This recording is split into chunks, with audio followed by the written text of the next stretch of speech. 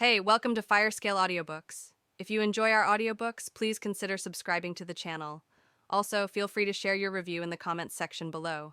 At the edge of a cliff, where the sea stretched without end, stood Caliph, the eternal sovereign. To mortals, the waves roared, the sky shifted, and the wind pressed against the earth. To Caliph, a four-dimensional being, it was all a still painting, every motion frozen across the tapestry of time.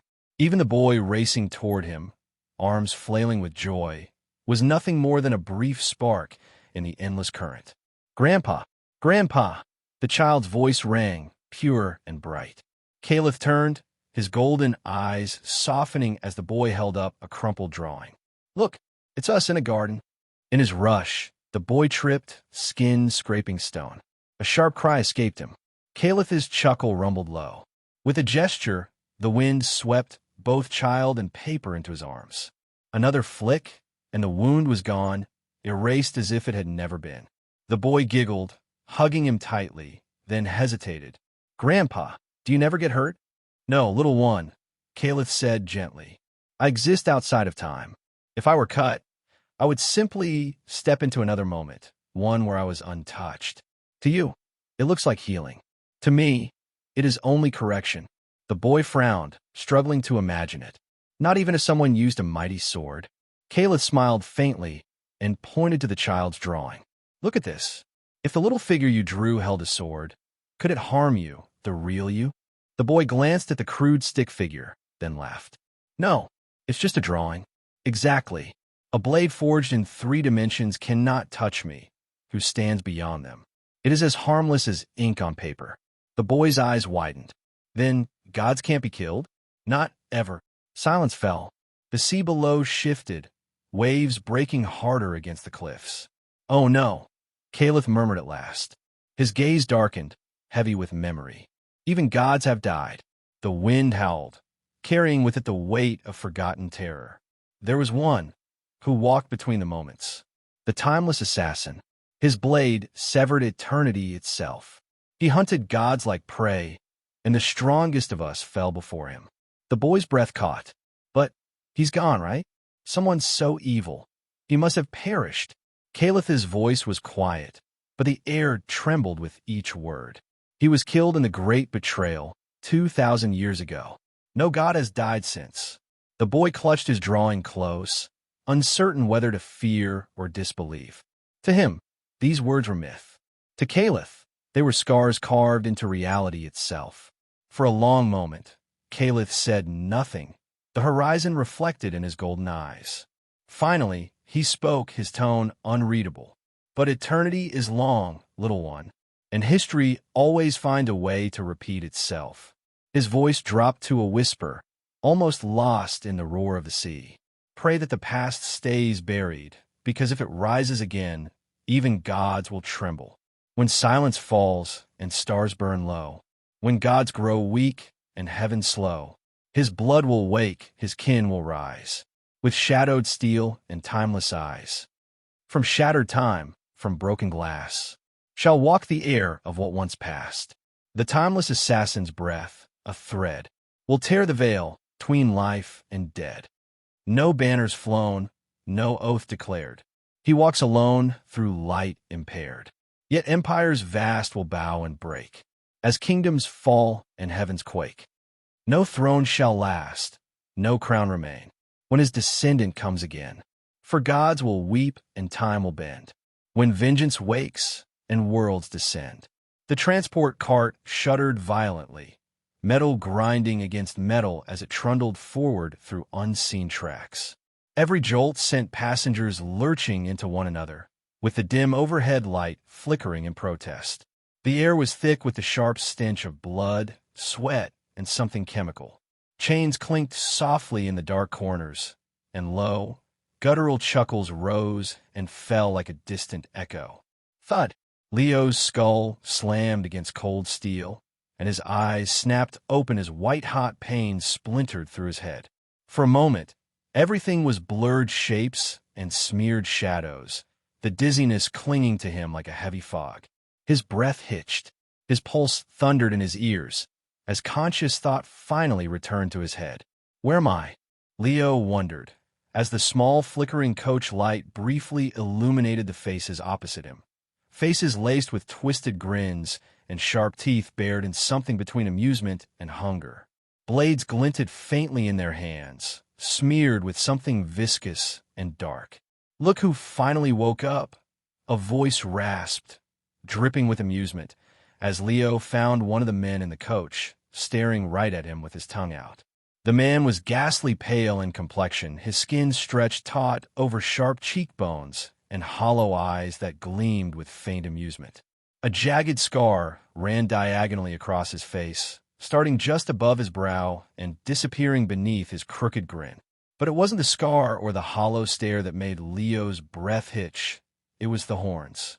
Twisted, coiling horns sprouted from the sides of the man's head, curling backward like those of a mountain goat. They were smooth and ridged, faintly glistening under the flickering light. Leo's chest tightened as he instinctively shrank back against the cold steel wall of the cart. Horns? Why does he have horns?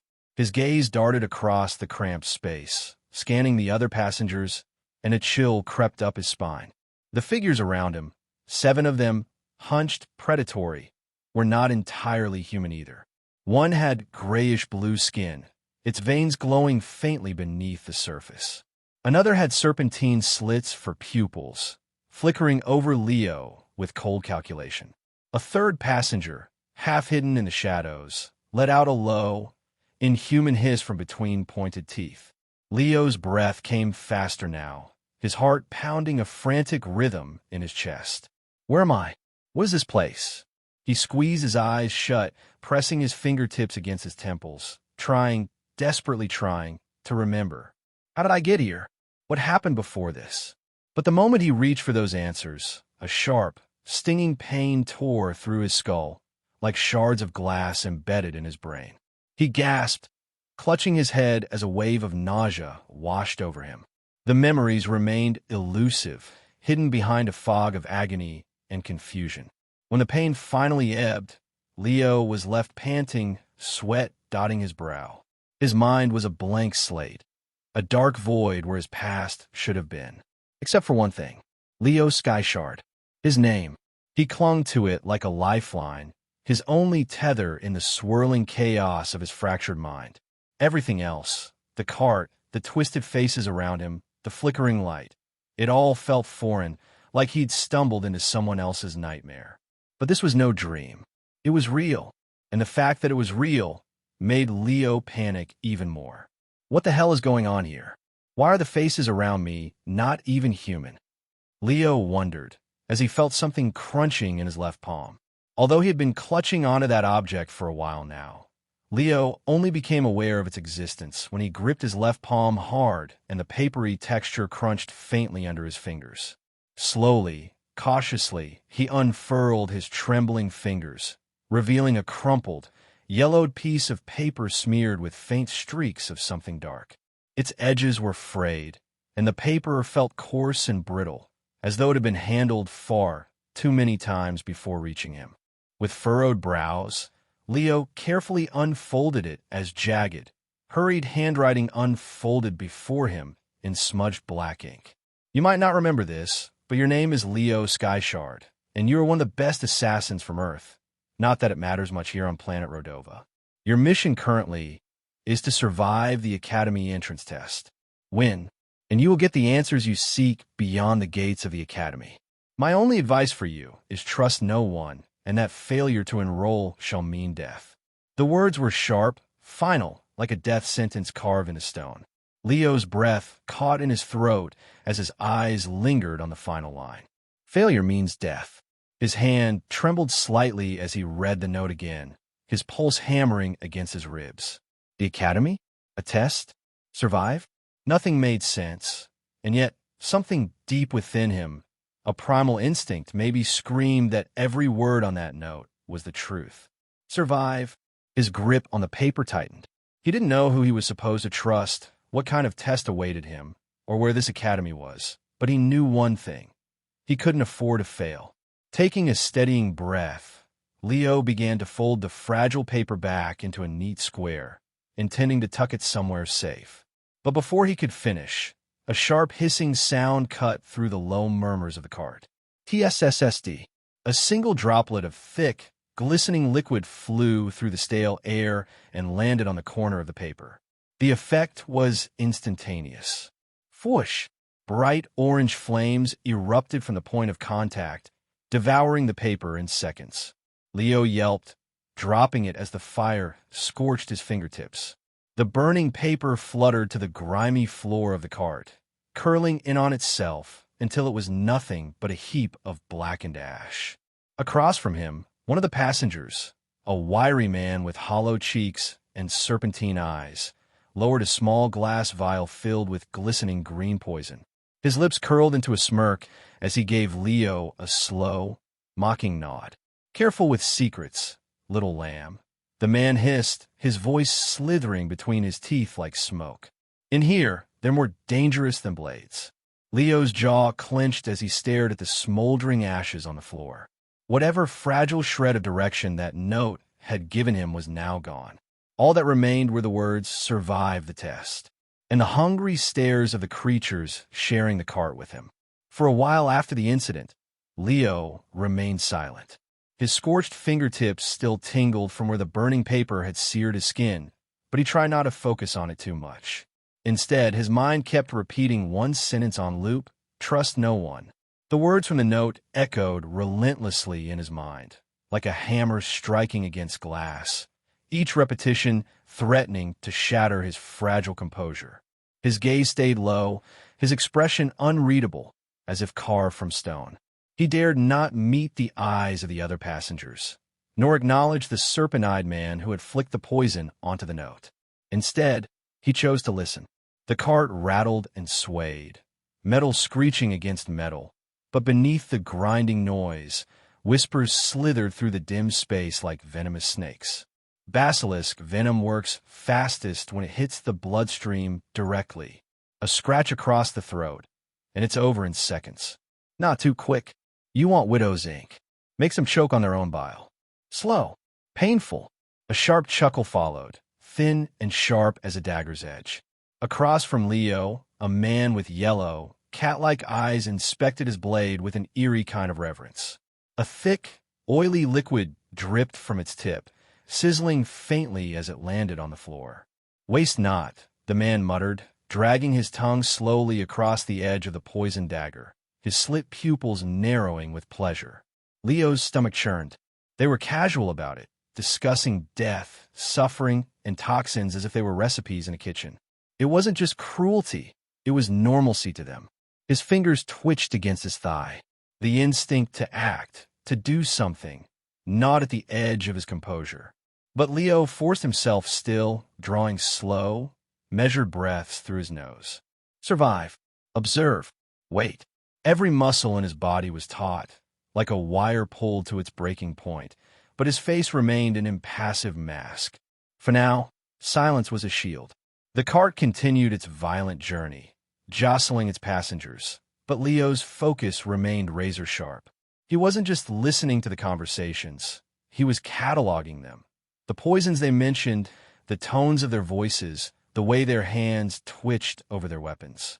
Somewhere deep in the back of his mind, a faint thought surfaced, a murmur in the foggy void where his memories should have been. He'd heard these conversations before. He'd been surrounded by killers before. But before he could chase that fleeting thread, the cart screeched to a grinding halt, metal screaming in protest. The sudden stillness felt louder than the rattling ever had, as outside, the sound of heavy boots and muffled commands echoed faintly through the thin metal walls. The passengers fell silent, their earlier bravado evaporating in a thin air as blades were sheathed and poisons tucked away in one quick motion. Leo's jaw tightened as a single thought pressed into the forefront of his mind. It's starting. Creak. With a slight creaking sound, the door to the cart groaned open, allowing white light to flood in from beyond the door and cast long, sharp shadows against the metal floor. Standing in the doorway was a tall, broad-shouldered man clad in a crisp military-style uniform, its dark fabric adorned with silver insignias that caught the light. His cold, calculating eyes swept over the passengers, scanning each face as if he could see straight into their souls. "Oh, 8 alive. Good." His voice was sharp and commanding, carrying an edge that felt like a blade against the skin. "At least you're not stupid enough to disregard university rules. Otherwise, I'd have to eliminate you all here." A chilling silence followed, broken only by the faint sound of someone swallowing hard. The man's implication was clear. If one of them had broken the rule against killing during transit, they would all have paid the price. But instead of fear, faint snickers and knowing smirks spread across the passengers' faces as they disregarded the man and his threat as something light. They began to climb out of the cart, one by one, some with an air of confidence, others with twitchy excitement. Leo was the last to move, his limbs stiff as he adjusted to standing after hours of stillness. But he managed to follow the others, stepping cautiously towards the edge of the cart. But just as he was about to jump down, a rough hand clamped around his waist, stopping him from disembarking as he was pulled back to his spot. Leo's breath caught in his throat as the uniformed man hoisted him up effortlessly, like a child caught sneaking into a restricted area. "No concealed weapons allowed here, brat," the man growled, his piercing gaze locking onto Leo's wide eyes. "You wear your utility belt over your robes." Leo froze, his mind blank for a moment. Utility belt? His eyes darted down to his waist, and sure enough, tucked beneath the coarse black robe he was wearing, there was a leather utility belt strapped tightly around him. How had he not noticed this earlier? "Sorry, I didn't," Leo stammered, fumbling with the belt as he pulled it free and secured it visibly around his waist. The uniformed man released him with a scoff, stepping back as Leo's gaze dropped to the belt he now wore openly. It was well-worn but meticulously maintained, fitted with slots and compartments that housed an arsenal. 12 sleek daggers arranged in symmetrical sheaths. 2 small, round metal orbs that glinted faintly in the light. A couple of glass vials filled with strange, shimmering liquids. Leo's breath caught as his fingers hovered over one of the vials. What were these liquids? What were the orbs? More importantly, why did this belt feel so familiar? He clenched his teeth, shaking off the unease gnawing at the back of his mind. There was no time for questions, not now. "Move along," the uniformed man barked, gesturing sharply towards the others already forming a loose line outside the cart. Leo jumped down from the cart, landing lightly on the dusty ground below. As he adjusted his belt, his sharp eyes caught glimpses of the environment around him. Tall metal fences topped with razor wire, watchtowers looming overhead, and distant shadows moving across large floodlit courtyards. "Is this a prison?"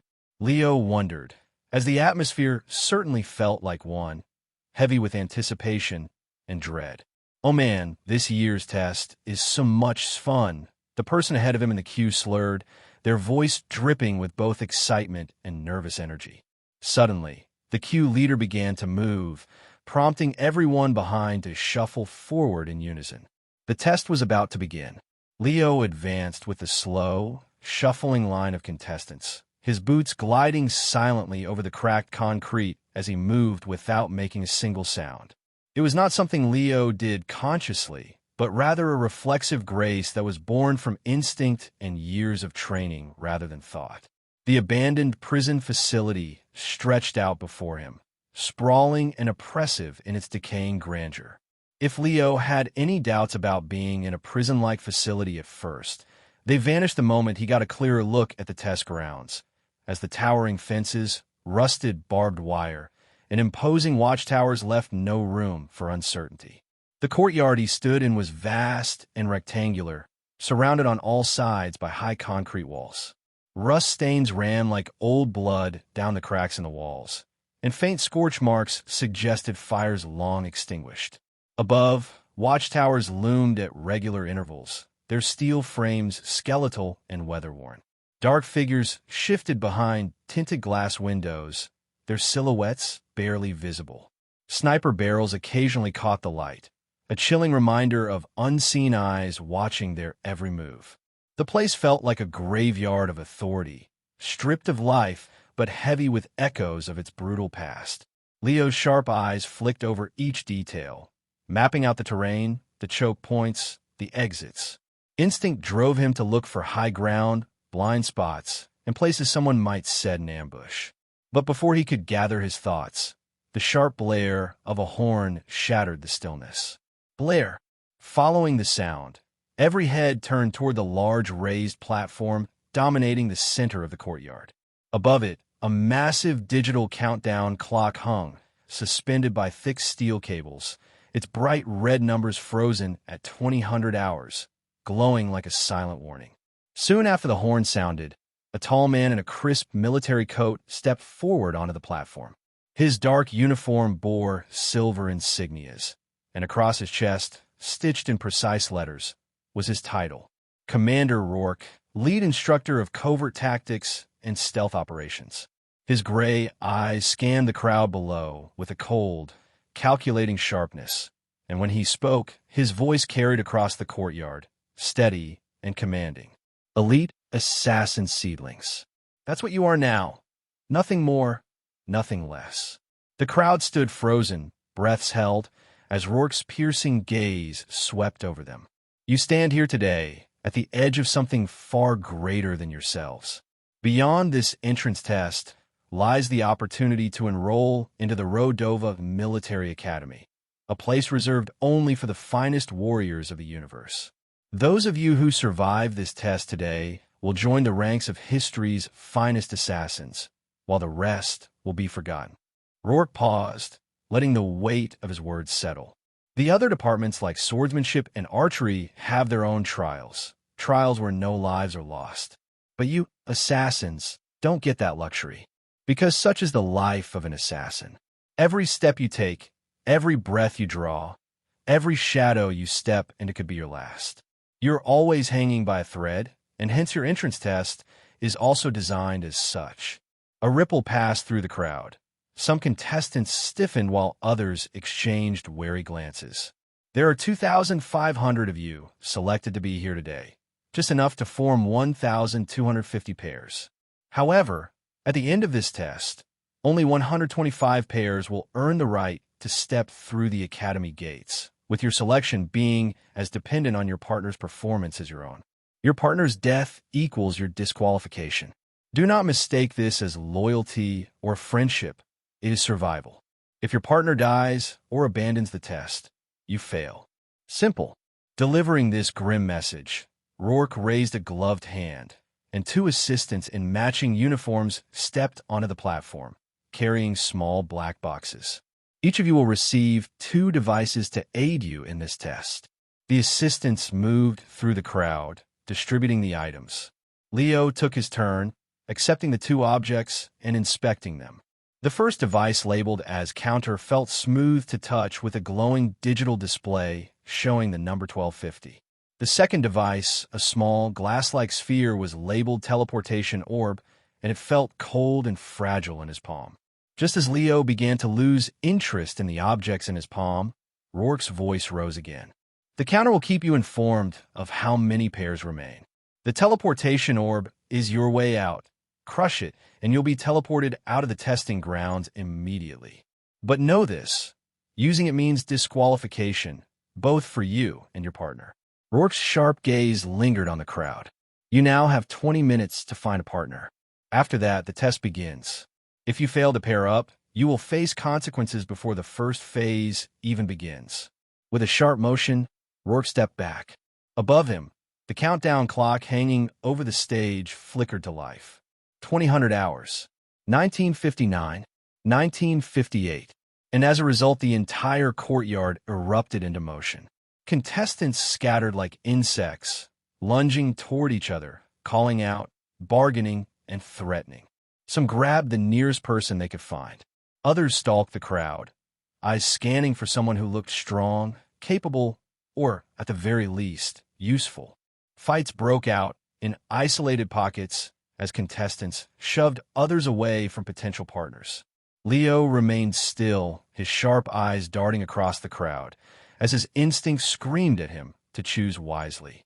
A few seconds into the selections, a hulking brute shoved his way past smaller contestants, smirking towards him with bloodshot eyes, However, Leo ignored him outright.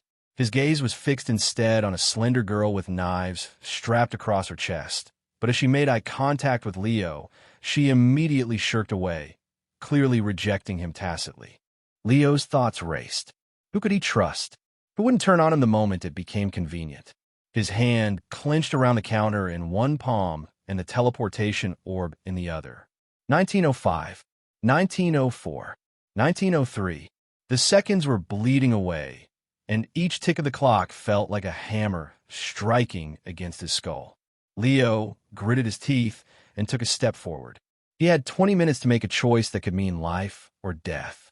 But as he was about to start choosing somewhere deep in his chest, the same instinct stirred again. Sharp, cold, and familiar. Survive. Trust no one. The countdown clock ticked relentlessly. 19:05, 19:04, 19:03. However, despite the pressure of choosing a partner fast, Leo stood still amidst the chaos, his sharp eyes scanning the crowd as contestants lunged, bargained, and threatened their way into forming pairs. Almost everyone that Leo looked at seemed mentally deranged to him. Almost everyone he made eye contact with seemed to have the look of a predator first and a person next, which made Leo extremely reluctant to pair with them. However, as he scanned the crowd, his eyes eventually landed on a chubby, round-faced contestant who waddled his way awkwardly through the crowd, trying to find a partner. He stuck out like a sore thumb in this crowd of assassins, who were all physically toned and tended to be lean, as while there were a few physically imposing assassins in the crowd, he was the only one that was on the obese side of the scale. Sweat beaded across his flushed cheeks as he shuffled nervously from one group to another, raising his trembling hands in a silent plea for partnership. However, each attempt ended the same way, in a sharp rejection or cold indifference. People turned away, avoided eye contact, or flat out ignored him as if he weren't even there. No way, piggy. Get your snout away from me. Team up with you? Why? To die first. These were the words people used to reject him. But where others saw weakness, Leo saw an anomaly. You are all elite assassin seedlings. The instructor's words echoed in his mind. But it wasn't just that. His thoughts drifted back to the note he'd found in the cart, the one that referred to him as one of Earth's best assassins. And it was these two lines put together that gave birth to an idea in Leo's head. If he was considered as one of Earth's finest, then surely the others here weren't ordinary either. They had to be exceptionally skilled in their own ways. This wasn't a crowd of random misfits. Everyone here had been chosen, selected, vetted. This meant that although the fatty looked chubby and harmless, if he wasn't built for combat, then his skills had to lie in some other department. Perhaps stealth, evasion, or subterfuge. It was a gamble, an educated guess of sorts. However, Leo had a feeling that there was more to the fatty than what met the eye at first glance. And with him unsure of his own combat potential, Leo analyzed that a partner skilled in hiding was his best shot at survival. All right, I want him, Leo thought. As pushing forward through the chaos, he weaved between contestants locked in arguments or hurried negotiations until he stopped directly in front of the fatty. The boy froze, his round face glistening with sweat as he looked up at Leo, his wide eyes brimming with nervousness and suspicion. Do you have a partner yet? Leo asked, his voice low and steady. The boy hesitated, his shoulders hunching inward as if bracing for rejection. And no, he stammered. Nobody wants to team up with me. Leo's gaze didn't waver. I'm not asking what others think of you. I'm asking if you want to survive. For a long moment, the boy stared at Leo. His lips trembled slightly, his eyes flicking downward, then back up. Then, he gave a small, shaky nod. Why, yeah. Yeah, I do. Leo extended his hand. Then we're partners. The boy stared at Leo's outstretched hand, as if it were an anchor in the middle of storm. After a heartbeat of hesitation, he reached out and gripped it tightly. His palm was clammy, his grip trembling, but there was resolve in the way he held on, a fragile ember of determination hidden beneath layers of fear. My name's Felix, he said, his voice quieter now. Leo. Their hands parted, but the unspoken agreement lingered. Leo studied Felix briefly, his awkward frame, the sweat glistening on his brow, the nervous twitch of his fingers against the edge of his belt. But none of that mattered. Seedlings, one of Earth's best assassins. Leo's instincts told him he'd made the right choice. He's not here by accident. None of us are. He repeated in his head as he exhaled softly. The two of them stood side by side as the timer ticked lower. 10:00, 08:30, 05:00. Felix fidgeted slightly, his hands hovering awkwardly near his utility belt that was equipped with an odd combination of only 2 daggers and about 5 giant gourds of liquid.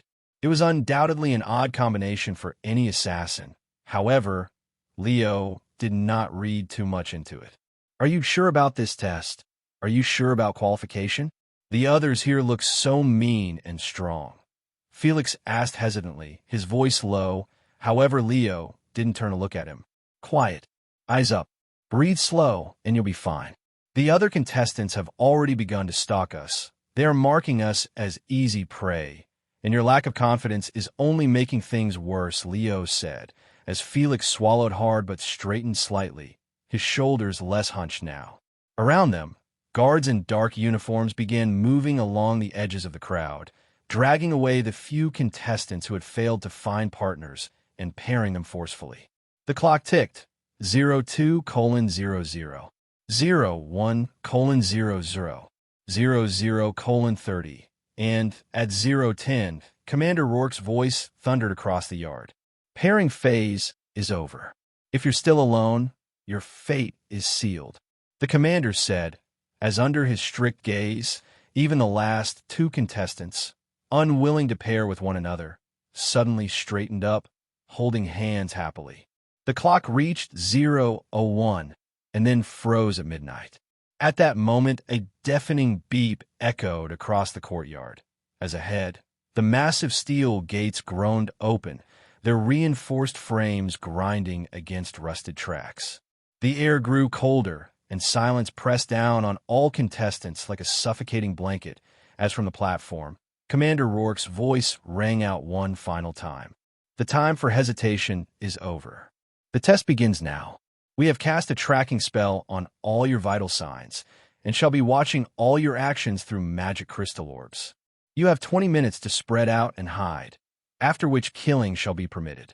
The final 125 pairs remaining will move on, but if even after 48 hours, you people have not reached the elimination threshold, all shall be disqualified. Good luck, good luck.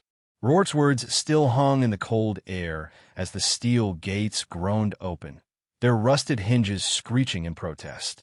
Immediately, the assembled contestants exploded into motion. Like a dam breaking, they surged forward, scattering into the dark maw of the abandoned prison grounds. Boots pounded against cracked concrete, shadows stretched and flickered under the dim floodlights, as the distant sound of hurried footsteps echoed into the void. Felix flinched as the crowd around him erupted into chaos. His round face already looked nervous and flushed, with beads of sweat prominently glistening on his forehead. Leo, we should, Felix began, his voice trembling. But Leo wasn't listening. His sharp eyes were already darting across the roof of the crumbling structures, the skeletal watchtowers, and the prison block entrances that yawned like the open jaws of some waiting beast. Up. His instincts screamed at him to climb, to find a vantage point, a predator's perch where he could see everything. In this free, for all hunt, height meant control. Height meant survival. But then he looked at Felix, whose wide eyes flicked nervously across the courtyard. Felix wasn't built for climbing. He wasn't built for fighting either. For a brief moment, their eyes met. Felix's gaze flicked toward the nearest prison block entrance, a gaping corridor shrouded in darkness. Leo hesitated. His grip on his dagger tightened, and then he nodded. Lead the way. Felix didn't wait. He turned and hurried toward the entrance, his heavy footsteps loud against the cracked tiles, a stark contrast to Leo, who followed, silent and nimble. The two disappeared into the dark corridor, and the testing ground gates immediately shut behind them, for they were the last to move. The air inside the prison corridor was stale and heavy, thick with the scent of rust and decay. For illumination, flickering fluorescent lights buzzed overhead, casting weak pools of pale light onto the floor, but while it illuminated some patches of the floor, most of the prison interior remained dark and dangerous. Crunch! Broken glass crunched faintly underfoot as Felix led the way deeper inside, his breaths ragged and loud in the oppressive silence. Leo followed close behind, his dagger drawn, eyes scanning every doorway, every shadow, every flicker of movement. After several minutes of silent movement, Felix skidded to a halt at a T-junction, a crossroads of two equally long, empty corridors. He turned back to Leo, his chest rising and falling rapidly. Here. This is good. We can see anyone coming from either side. They can't sneak up on us. Leo's sharp gaze swept over the junction. Two open lines of sight, no corners for ambushers to hide, and enough space to react if someone approached. It wasn't the predator's perch he would have chosen, but it was smart. It was logical. Good choice, Leo said softly, giving Felix a small nod. Felix let out a breath he'd been holding, his shoulders sagging slightly as he leaned against the cold concrete wall. You cover one passageway, I'll cover the other. If someone approaches from my side, I'll alert you, Felix said, his voice surprisingly steady despite the sweat beading on his forehead. You just need to hold the fort down for the first hour or two. After that, I'll take care of the rest. Leo raised an eyebrow. Take care of the rest? What does that mean? Are you planning to transform into an elite fighter after an hour or two? Felix grinned widely, tapping one of the jugs strapped to his belt with a sense of pride. Exactly. Sober, I might look like this, but drunk? Drunk, I'm a menace. Leo stared at him, unblinking. I'm not weak, Leo. I'm what you'd call a drunk assassin, Felix said, his grin widening. The more I drink, the stronger I get. It usually takes me an hour or two to really get in the zone, but once I'm there, oh boy, you won't recognize me. For a moment, Leo simply stared at Felix, his expression unreadable. A drunk assassin? What kind of ridiculous assassin was that? Leo wondered, but he kept his skepticism to himself. At the very least, Felix had a plan, and that was better than nothing. Felix leaned back slightly, crossing his arms. What about you? What's your specialty? What clan are you from? The way you move so silently, it's not normal. Yet I've been trained by someone elite, right? But I can't figure out who. Leo's body stiffened. His grip on the dagger tightened slightly as his mind clawed at the edges of an answer. Who was his teacher? The question echoed in his mind, but instead of clarity, there was only pain, a sharp, blinding ache that paralyzed his thoughts. He clenched his jaw, his breath catching in his throat. I don't know. I can't remember, Leo said finally, his voice low and tight. Felix's eyes narrowed. His earlier playful tone faded as concern crept into his expression. What do you mean you don't know? Like, did he wear a mask while training you? Was his identity hidden or something? Leo shook his head slowly. No, I can't remember. For a brief moment, neither of them spoke. The faint hum of flickering lights filled the silence. Well, it doesn't matter, Felix said, forcing a grin back onto his face, though it was weaker this time. What matters is that you can fight, right? You can handle yourself if someone comes after us, right? Leo hesitated, his sharp eyes locked onto Felix's hopeful gaze. I can try. Felix froze. His smile faltered, and his round face grew pale. A tear welled up in the corner of his eye and slipped down his cheek. You're joking, right? Please tell me you're messing with me. You're strong, aren't you? You were supposed to help me survive. You have mana-based skills or secret techniques, right? You can kill people with your abilities, right? Leo's reply came soft, yet unyielding no. I don't remember having any skills. Felix's breath hitched as his shoulders slumped, and for a brief moment, he looked utterly defeated. The silence stretched between them, heavier than before. But then, Felix sniffed, rubbed his face roughly with the back of his sleeve, and offered a silent prayer to his ancestors. We are both going to die here. We're going to die like dogs. Beautiful dogs. Intelligent dogs, he said, as he opened a jar of his alcohol and began chugging at superhuman speeds. We are going to die and my ghost is going to hound you forever. Leo, no skills. In a crowd full of ruthless assassins, you con me into joining hands with a common man, Felix said, as Leo cracked a wide grin at his words. It was true. Right now, he was no different than a common man. For the first 30 minutes of the test, no one bothered to step into their corridor. Leo sat crouched near the wall, his dagger resting lightly in his hand as his sharp eyes remained locked on the dimly lit passage stretching before him. He expected an ambush at any second, which made his nerves tense, but the silence here was deep, unnaturally so. Occasionally, faint noises drifted in from nearby corridors. Hurried footsteps, muffled screams, the sound of metal clashing against metal. But no one came this way. Felix's choice had been good, better than Leo had anticipated. This corridor was open, exposed, and it was easy to spot someone approaching from either end. It wasn't an ambusher's paradise, nor did it promise any quick kills. Felix is a genius, Leo thought. Predators preferred shadows and hidden corners, which made them instinctively avoid this place, which was like a ramp walk, with illumination on both sides. In his palm, the test counter glowed faintly, with the numbers it displayed continuing to tick down as the minutes passed. 1250, 10, 20, 900, 850. 800 people, 400 pairs, were eliminated in just 30 minutes. It was a testament to how brutal this entrance test really was, as the deranged killers seemed to be on a full hunt. Sigh. Sitting in silence, Leo let out a deep sigh as he continued to stare at the counter for a long moment before eventually slipping it back into his pocket. Beside him, Felix was sitting cross-legged on the dusty floor, clutching one of his oversized alcohol gourds like a lifeline. His round cheeks glistened with fresh streaks of tears, and his lips trembled as he whispered to himself, "Goodbye, Uncle Terence. Goodbye, Auntie Magda. Goodbye, Sir Swimsalot. You were such a brave fish." Leo's eyebrow twitched slightly, but he said nothing. "And goodbye to Gravy the cat. Even though you hated me, I still loved you, buddy." Felix sniffled, wiping his nose with the back of his sleeve. Leo risked a glance at him.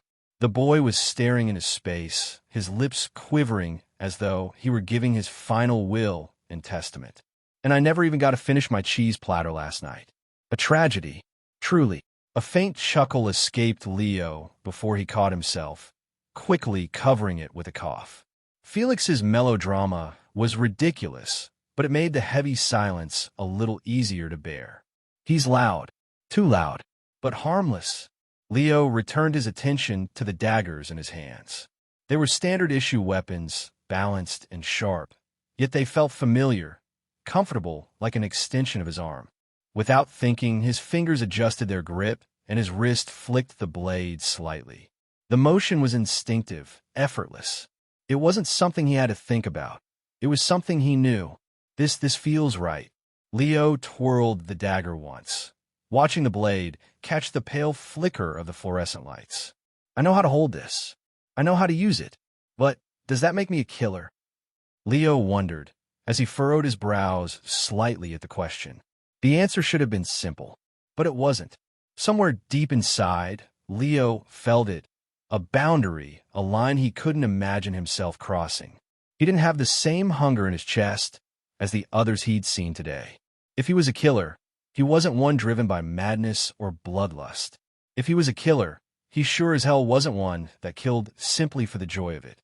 That much he knew, even though he did not have his memories. Thud thud. A faint sound broke his line of thought. It wasn't much, just a faint scrape of boots against the concrete floor, but it was enough. Leo's head snapped up, his sharp eyes narrowing as his senses honed in on the direction of the noise. "Stay quiet," he whispered, barely audible, as his hand shot out to stop Felix mid-meltdown. Felix froze, his wide eyes darting nervously toward the corridor's far end. The faint sound grew louder, more distinct, as two sets of footsteps became evident. Two opponents.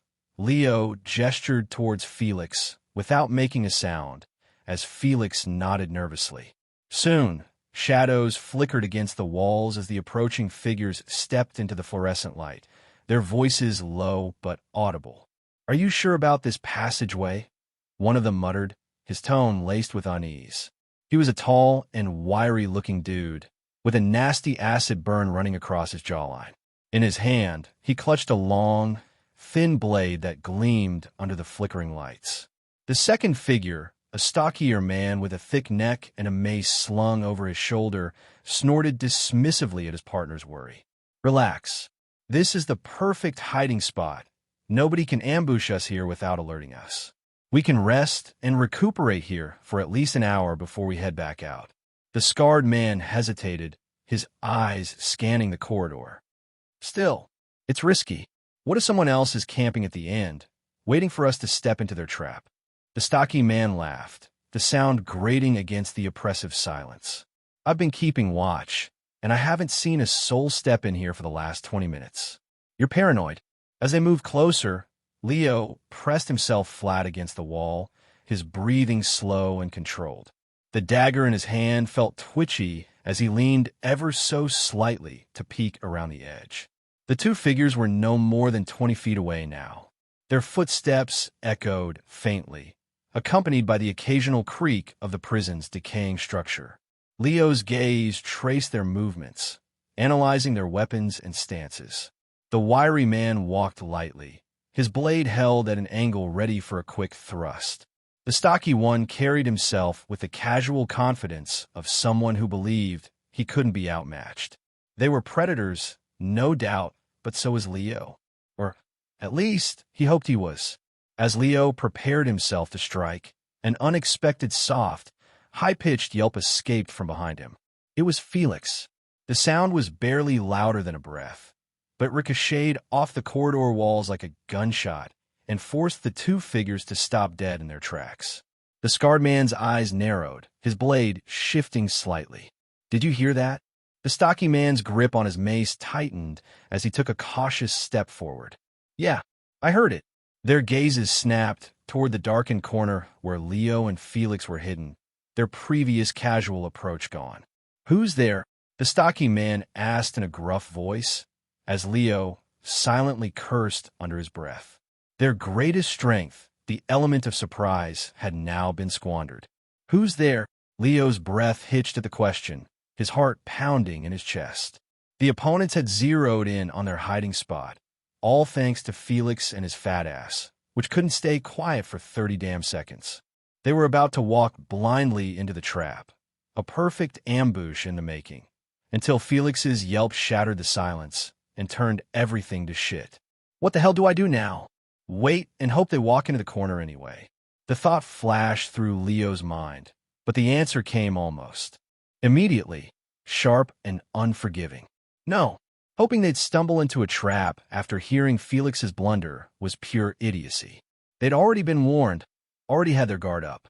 Waiting would only give them more time to think, to plan their attack, and that was a luxury Leo couldn't afford.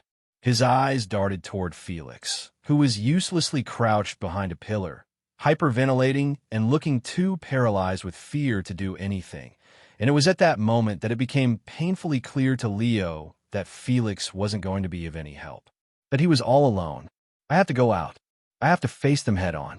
There's no other choice," Leo realized as fear clawed at his chest, a cold, gnawing feeling that made his fingers tighten instinctively around the daggers in his hands. He wasn't sure he could win, not against skilled opponents, not with his fragmented memory and shaky confidence. But waiting wasn't an option. Waiting meant death, and that much he was sure of.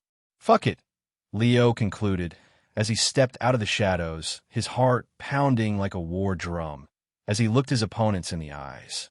"Well, well," the scarred man sneered, his expression one of disgust, as he watched Leo stand before him with two daggers in hand.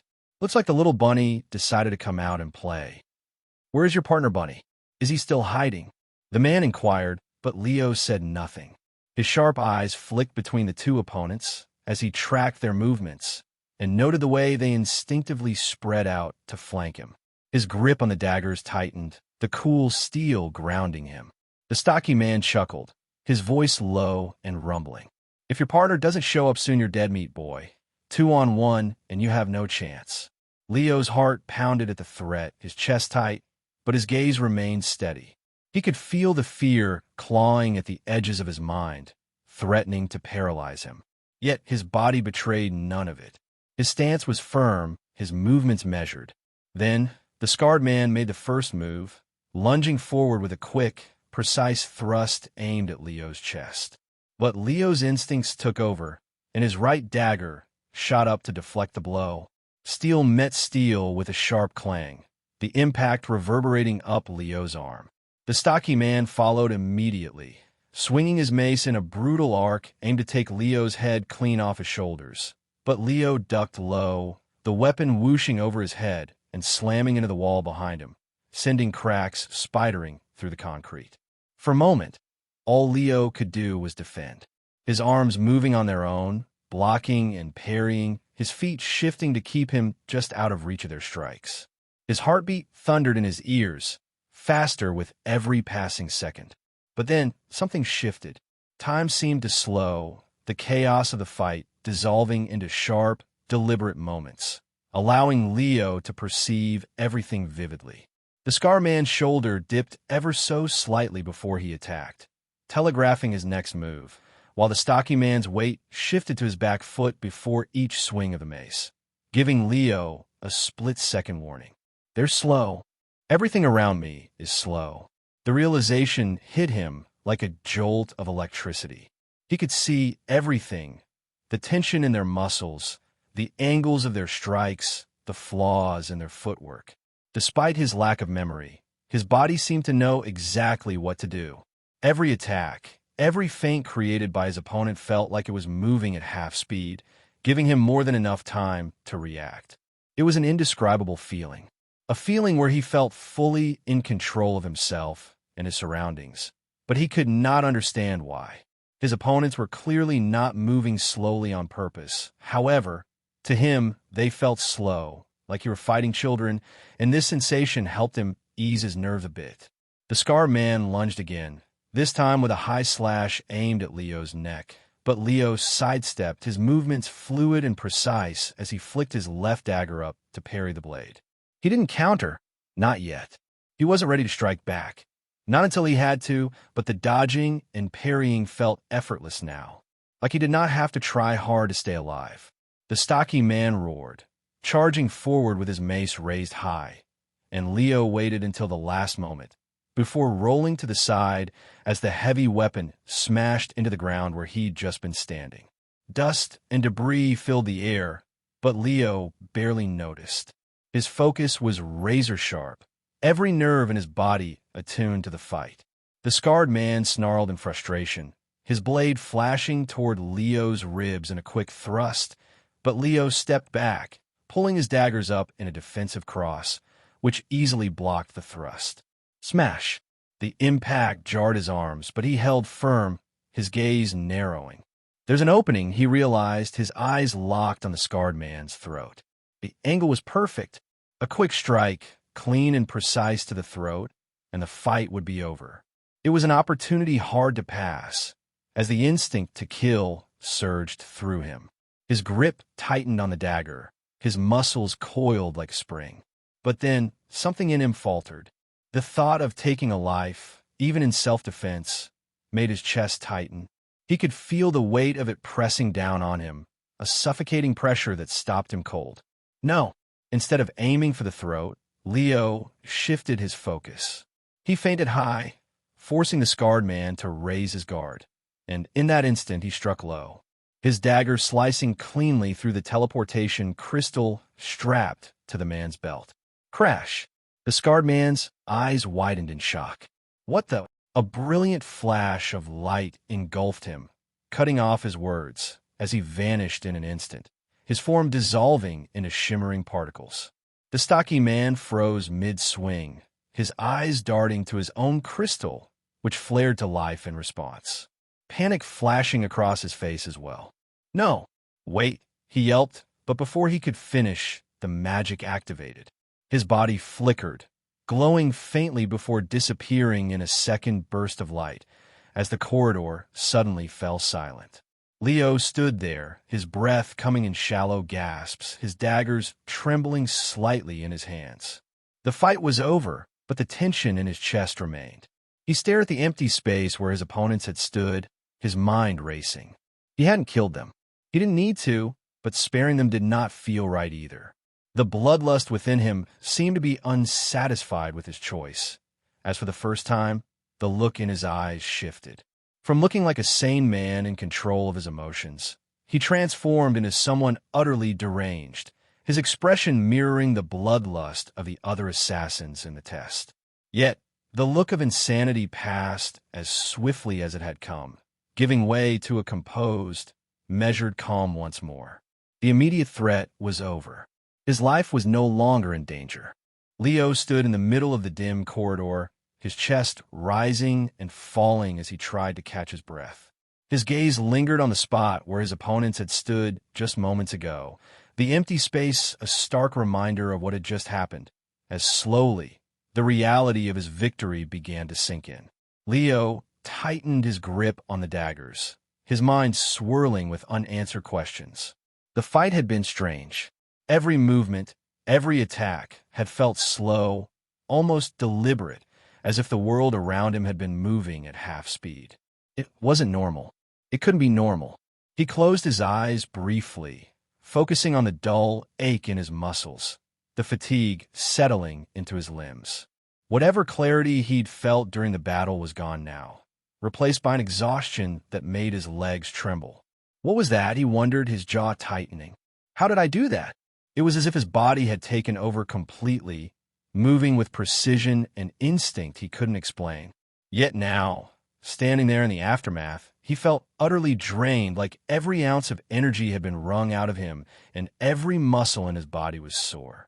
My body feels wrecked, like I've just woken up after running a marathon the day before, and now every muscle is screaming at me. Leo muttered under his breath while rolling his shoulders, hoping to ease some of the tension, but the added movement only made things worse.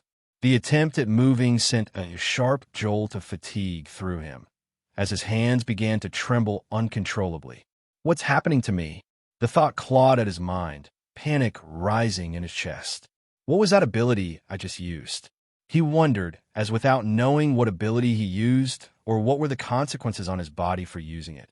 Leo felt clueless on how to deal with the aftershocks. His knees buckled, and he collapsed to the ground, clutching his trembling hands. Desperation took hold as he interlocked his fingers, squeezing tightly in a futile attempt to steady them. But the tremors refused to stop, his body betraying him even as his mind raced for answers. Whatever this ability is, my current body is clearly not strong enough to use it for long. 20 to 30 seconds, that's my limit as of now, but if I push beyond it, I'm probably going to end up in a coma, Leo realized as he convoluted on the floor, every muscle in his body spasming and sending waves of pain rolling through his body. For a full minute, he trembled on the floor as if he was undergoing an epileptic shock, a truly painful and pitiful sight to watch. And it wasn't until a full minute passed that the spasms started to weaken in intensity. Eventually, 3 minutes after the last spasm subsided, Leo finally recovered enough to get back to his feet, but the experience left a bitter taste in his mouth. Whatever pride he previously felt at being able to fight well and hold his ground amongst these stone-cold killers was replaced by a strong desire to never lift a dagger again, as the aftermath of using his powers was anything but enjoyable. Where the hell is Felix? Leo wondered once his mobility was restored, as the fatty had not shown himself or offered to help long after the fight was over. It's calm. A faint voice mumbled from behind the pillar where Leo had last seen Felix. And, just as he anticipated, the fatty seemed to still be perched behind that same column, having not moved a single inch since the fight began. Too calm. Does this mean Leo's dead? He must be. He had no skills. Felix mumbled, hugging the gourd in his hand tighter, his body shaking with each shallow breath. He hadn't dared look at the fight, hadn't even glanced to see what was happening. In his mind, the outcome was already clear. There was no way Leo could have survived. Why did I partner with him? Felix groaned softly, rocking slightly as he spoke to himself. I should have teamed up with someone stronger, someone reliable, someone who doesn't just die. Felix sniffled, glancing toward the corridor's edge, but still too scared to move. Well, at least I'll get a good story out of this. Felix the betrayed, left to fend for himself by a useless partner. A sharp kick to his leg jolted him from his thoughts. Shut up! Leo's voice cut through the air, sharp and firm. Felix yelped, nearly dropping his gourd as he scrambled to his feet. His wide eyes darted to Leo, his mouth falling open in shock. You're alive? Leo raised an eyebrow, his expression unreadable. Obviously, Felix's gaze flicked past him, scanning the corridor. The two opponents were gone, leaving no sign of their presence other than the faint cracks in the wall where the mace had struck. You took them out? Felix stammered, his voice a mix of disbelief and awe. Leo didn't respond immediately. He sheathed one dagger, resting the other lightly against his thigh as he turned to look at Felix. They're gone. Felix's shock quickly turned to excitement, his face lighting up as he stepped closer. But how? You said you didn't remember how to fight. How did you not die? Leo sighed, shaking his head slightly. I don't know. Felix grinned, his mood shifting entirely. Oh, I knew it. You're not useless after all. You got skills, hidden skills. You're probably some kind of secret badass who forgot how awesome he is. Leo rolled his eyes, brushing past Felix. Calm down. But Felix wasn't listening. This is amazing. We're going to crush this test. With my genius and your... He gestured vaguely. Whatever that was, we're unstoppable. Leo didn't reply. He felt a silent rage bubbling within him, which forced him to contemplate whether or not he should skin Felix alive where he stood, but he decided against it eventually. I need him to survive this test, Leo concluded, as with a deep sigh, he let the matter of Felix's cowardice slide. Drink up. The next fight won't be so easy, Leo said, as slumping against his column, he sat back down in his original hiding spot. Over the next hour, the pace of eliminations slowed down significantly. Leo stared at the glowing counter in his hand. The numbers had ticked down relentlessly at first, a blur of constant movement. But now it crawled. 490 pairs remaining. 489. 488. The drop was agonizingly slow, barely 1 or 2 pairs eliminated every 5 minutes. Compared to the frenzy of the first 30 minutes, when eliminations had been constant, brutal, and swift, it felt like a different test entirely. Leo exhaled, his breath slow and deliberate as he leaned back against the wall. He glanced at the counter again, as if expecting it to speed up, but the numbers remained unchanged. The chaos has settled, he thought, his gaze narrowing. The weak are gone. Now, only the predators remain. It was a sobering realization. Those who had been too slow, too unskilled, or too scared had already been culled. What remained were the best contestants, experienced, calculating, and dangerous. Leo dropped the counter into his lap, his fingers trembling slightly as he flexed his hands.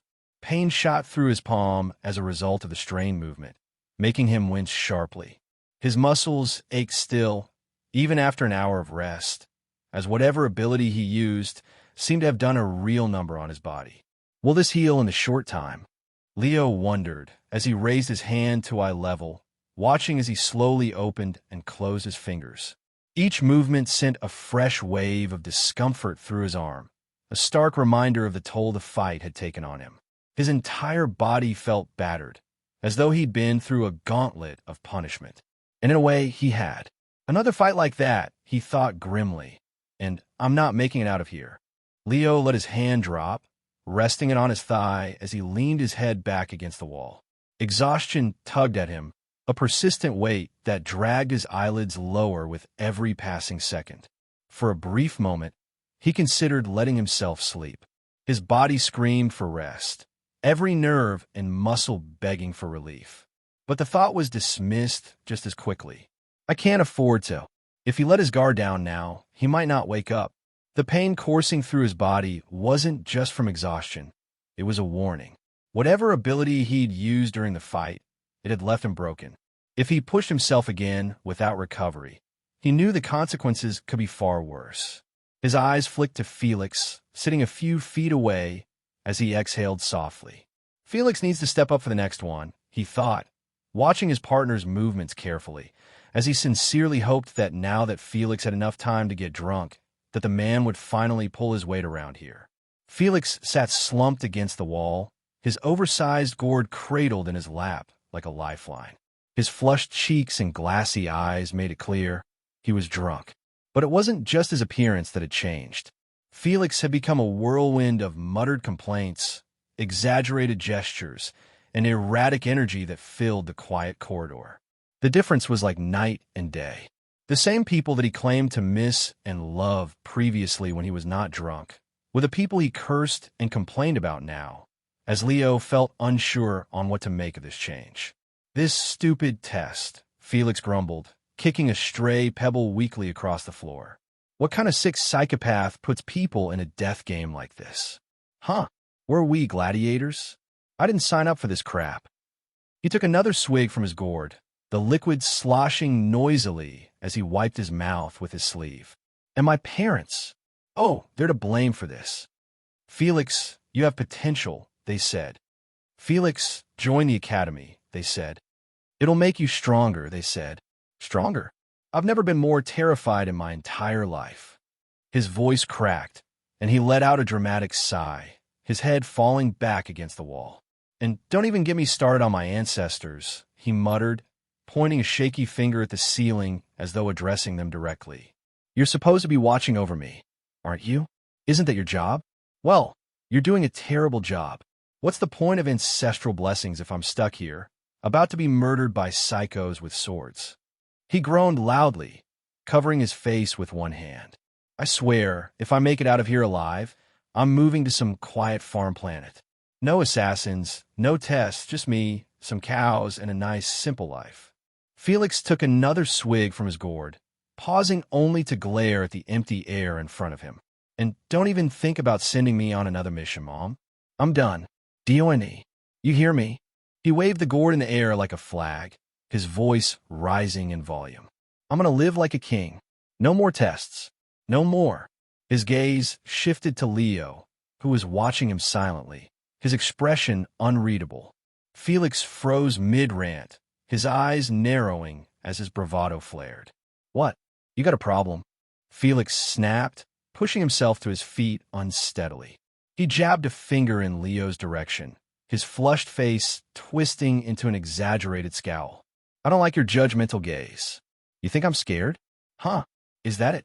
Leo raised an eyebrow, leaning back against the wall. "I didn't say anything." "Yeah, well, you were thinking it," Felix retorted, wobbling slightly as he tried to maintain his stance. "You want to fight? Huh? You want a piece of this fist too?" Leo sighed, his exhaustion making it impossible to muster any real annoyance. "Felix, sit down." Felix huffed, crossing his arms indignantly, but eventually slumping back against the wall. "Yeah, whatever. I wasn't serious anyway. You're lucky I don't feel like teaching you a lesson right now." Leo's lips twitched, but he said nothing, his attention already drifting toward the sound of faint footsteps echoing down the corridor. "There's someone down here." "Another prey to kill," said a feminine voice, as two sets of hurried footsteps suddenly made their way down the corridor. Leo noticed two new opponents walking down the corridor. This time, it was a duo, a broad-shouldered man with mismatched armor and a brutal spiked flail slung over his shoulder, and a woman with piercing green eyes and a set of throwing knives strapped tightly across her chest. Leo recognized her instantly. She was the dangerous one he'd spotted outside the prison during the pair-up phase, the one he briefly considered as a potential partner. Her cold, calculating gaze had stood out to him even then, and now, seeing her up close, he knew she wasn't just dangerous, she was deadly. Their footsteps echoed faintly, their voices low but growing louder as they neared.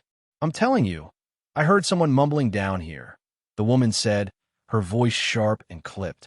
"Probably just a couple of weaklings hiding in the dark," the man replied with a chuckle. "This'll be over quickly." Leo's jaw tightened. He turned toward Felix, who was still slumped against the wall, half drunk and muttering under his breath. Felix, Leo hissed, his voice sharp but quiet. Be quiet. They're coming. But Felix either didn't hear him or didn't care. He muttered louder, something incoherent about how he hated this damn test.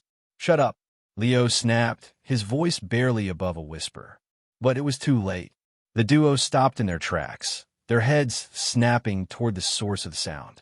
See, the woman said, her lips curling into a smirk. Told you. The man grinned, hefting his flail in one hand. Guess we're having some fun after all. Leo's fingers tightened around his daggers. He'd hoped to avoid another fight so soon, especially with his body still aching from the last one. But now there was no choice. Great. Looks like it's up to me again, he thought, preparing to step out of the shadows. But before he could move, Felix stood up. Leo froze, staring in shock as Felix staggered to his feet, his face flushed and his expression twisted in drunken fury. Hey, Felix bellowed, pointing an unsteady finger at the duo. Who the hell do you think you are, huh? Coming down our corridor, acting all smug and shit. The woman raised an eyebrow, clearly amused. Well, this is unexpected. The man laughed, his deep voice booming. Look at this little drunk pig. He thinks he's a tough guy. Leo's instinct screamed at him to pull Felix back, to do something, but he hesitated. What the hell is he doing? Can he actually fight? Leo wondered, as he wanted to see what Felix was capable of, but also did not want to be eliminated because of Felix's idiocy. But before he could make a decisive decision, Felix's eyes narrowed, his lips curling into a sneer. Tough? Oh, you don't know the half of it, you overgrown bitch. He shot back, as even the large man looked surprised at the sudden comeback. Then, to Leo's utter disbelief, Felix charged. Felix moved with a speed and precision that defied his drunken state. His first target was the man, whose mocking laughter turned into a startled grunt as Felix closed the distance faster than expected. The man swung his flail in a wide arc, but Felix ducked under it effortlessly, his movements erratic yet deliberate. Too slow, you big bastard, Felix snarled, slamming his short sword into the man's thigh. The man howled in pain, stumbling backward as blood poured from a wound. But Felix didn't stop. He yanked the sword free and stabbed it into the man's shoulder, driving the blade in deep before twisting it viciously. You like that? Felix hissed, his voice low and menacing. How about this? He pulled the sword out and jammed it into the man's neck, blood spurting in a gruesome arc as the man gurgled and collapsed to the ground. The woman, no longer smirking, threw a knife at Felix with deadly precision. But Felix swayed drunkenly to the side, the blade missing him by inches. You missed, sweetheart, Felix taunted, his grin feral. Try again. The woman didn't hesitate. She drew her twin blades and lunged at Felix, her strikes fast and ruthless. But Felix was faster. He parried her first strike with his sword, the clang of steel echoing through the corridor. His other hand shot out, grabbing her wrist and twisting it until she dropped one of her blades with a cry of pain. You think you're scary? Felix growled, his voice dripping with venom. You don't know what scary is. With a savage roar, he slammed her head into the wall, the sickening crack of bone reverberating through the air. Blood streamed down her face, but she wasn't done. She lashed out with her remaining blade, slicing a deep gash across Felix's arm. The wound was gnarly, a brutal tear that sprayed blood across the floor. But Felix barely flinched. You bitch, he snarled, grabbing her by the throat and slamming her into the ground. She gasped, clawing at his hand as he pinned her down, his sword hovering over her chest. Beg, Felix whispered, his grin widening. Beg me to let you live, he demanded, as if deriving some sadistic pleasure by making her feel powerless. But the woman did not play by his rules. Go to hell, she replied defiantly, her green eyes burning with passion, as her response made Felix's grin fade away. Wrong answer, Felix said, as with a brutal thrust, he drove the short sword in her chest, twisting it until her body went limp. It was a brutal end for the woman, but thankfully for the man struggling on the floor, his partner's death meant he was teleported out of the test area immediately, where hopefully the medics could try and save his life, despite all the blood he had already lost from his neck. As the rush of the fight left his body, Felix stood over the pool of blood he had extracted from his opponents, grinning maniacally at his handiwork. His chest heaved as he turned to Leo, his grin widening. "Well," he said, his voice casual, "what do you think? Pretty badass, huh?" Leo stared at him, his mind reeling. The Felix who had cowered behind a pillar during the last fight was gone. This was someone else entirely, someone unhinged, dangerous, and terrifying. "You kill them," Leo said, his voice low. Felix shrugged. "Yeah, what? You think I was going to let them kill us?" Leo didn't respond. He couldn't.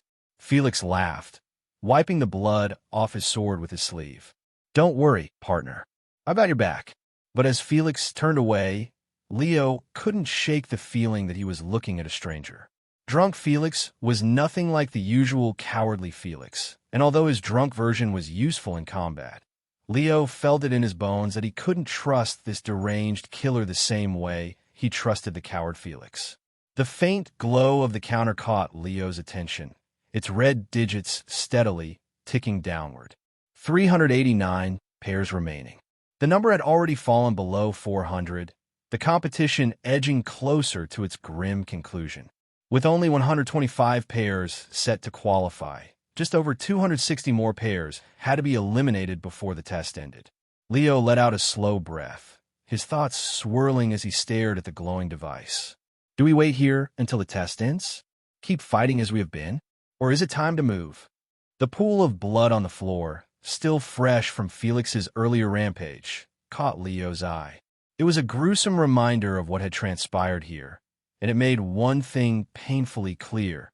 This corridor was compromised. Anyone who walked in now would see the bloodstains, smell the danger, and proceed with caution. This wasn't a hiding spot anymore. It was a trap waiting to be sprung.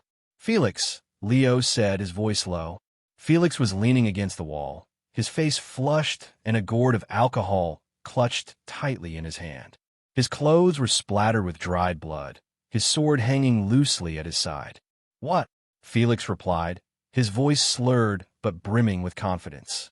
Leo hesitated before asking, "What's the plan? Do we wait? Move? Hide? We're getting close to the cutoff. We need to think this through." Felix pushed himself off the wall with an exaggerated shrug, his stance unsteady but oddly menacing. "Wait? Hide? Are you kidding me?" he scoffed. "We're not weaklings, Leo, some skills. We're hunters now. It's time to stop sitting around and start hunting." Leo frowned. "Hunting? You think it's a good idea?" "Of course it is," Felix barked, waving his sword like a conductor directing an orchestra. "Look at this place. You think anyone's dumb enough to walk in here after what I did? This corridor's useless now. We gotta move. Find new prey. Show this arena who's boss." As much as Leo hated to admit it, Felix wasn't wrong. Their hiding spot was compromised. Staying here meant waiting in vain, or worse, being ambushed by someone smart enough to scout the danger. "All right," Leo said finally, sheathing his daggers. "We move, but we're not wandering aimlessly." Felix tilted his head, smirking. "Oh, got a plan, genius." "We're going up," Leo replied. "I want higher ground, somewhere we can see what's happening around us. I need to know where our threats are coming from." Felix grinned, his confidence bordering on arrogance. "Fine by me. I'll lead the way, and if anyone's dumb enough to get in our way, I'll handle them before they even reach you." "That's fine by me too. I'll back you up if we run into trouble," Leo said evenly. Felix gave him a wink, his grin sharp and feral. "You got it, partner. Let's see what this prison arena has to offer." Leo's desire to move to higher ground was driven purely by instinct. At the start of the test, when he'd been unsure of both his own abilities and Felix's, hiding had seemed like the safest choice. But now, after gaining a vague understanding of what they were capable of, his instincts urged him to seek higher ground. Something about having a vantage point, a place where he could observe and control the situation, felt inherently right, like a reflex buried deep in his bones. However, finding a way to climb higher was easier said than done. Without a map of the prison, locating the right staircase to the terrace felt almost impossible. Most staircases led to storage rooms or ended abruptly in dead ends. The dim lighting only made things worse, casting long, shifting shadows that concealed every corner and kept the threat of lurking enemies ever present. Felix, in his drunken confidence, moved with an unpredictable swagger. His heavy boots echoed against the concrete floor, his muttered insults growing louder with every step. "This damn test," Felix growled. "Who even thought this crap up? Probably some asshole who's never had to lift a finger in his life. But they're up there watching us like we're rats in a maze." Leo said nothing, his eyes scanning their surroundings with sharp focus. Every shadow felt alive, every corner a potential ambush. And the other contestants? Felix continued, laughing loudly. "Pfft, a bunch of wannabes. Did you see that guy with the flail? What a joke." "Felix, keep your voice down," Leo said, his tone clipped. "We're not the only ones here." Felix snorted, waving him off. "Relax, partner.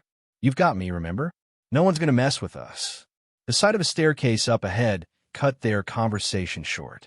"There," Felix said, pointing with his sword. "Higher ground, just like you wanted." Leo's gaze shifted to the staircase. Narrow and poorly lit, its rusted metal steps creaked ominously with every movement. He hesitated, his instincts warning him to be cautious. But Felix didn't wait. With a wide grin, he stomped up the steps, his movements loud and careless. "Felix, wait," Leo hissed. But Felix was already halfway up, humming a tune to himself as if he hadn't a care in the world. Leo clenched his jaw, suppressing a sigh as he followed, his steps silent and deliberate. The staircase opened onto a wide-open balcony overlooking a large section of the facility. The air was colder here, sharper, and the faint hum of distant fights carried up from below.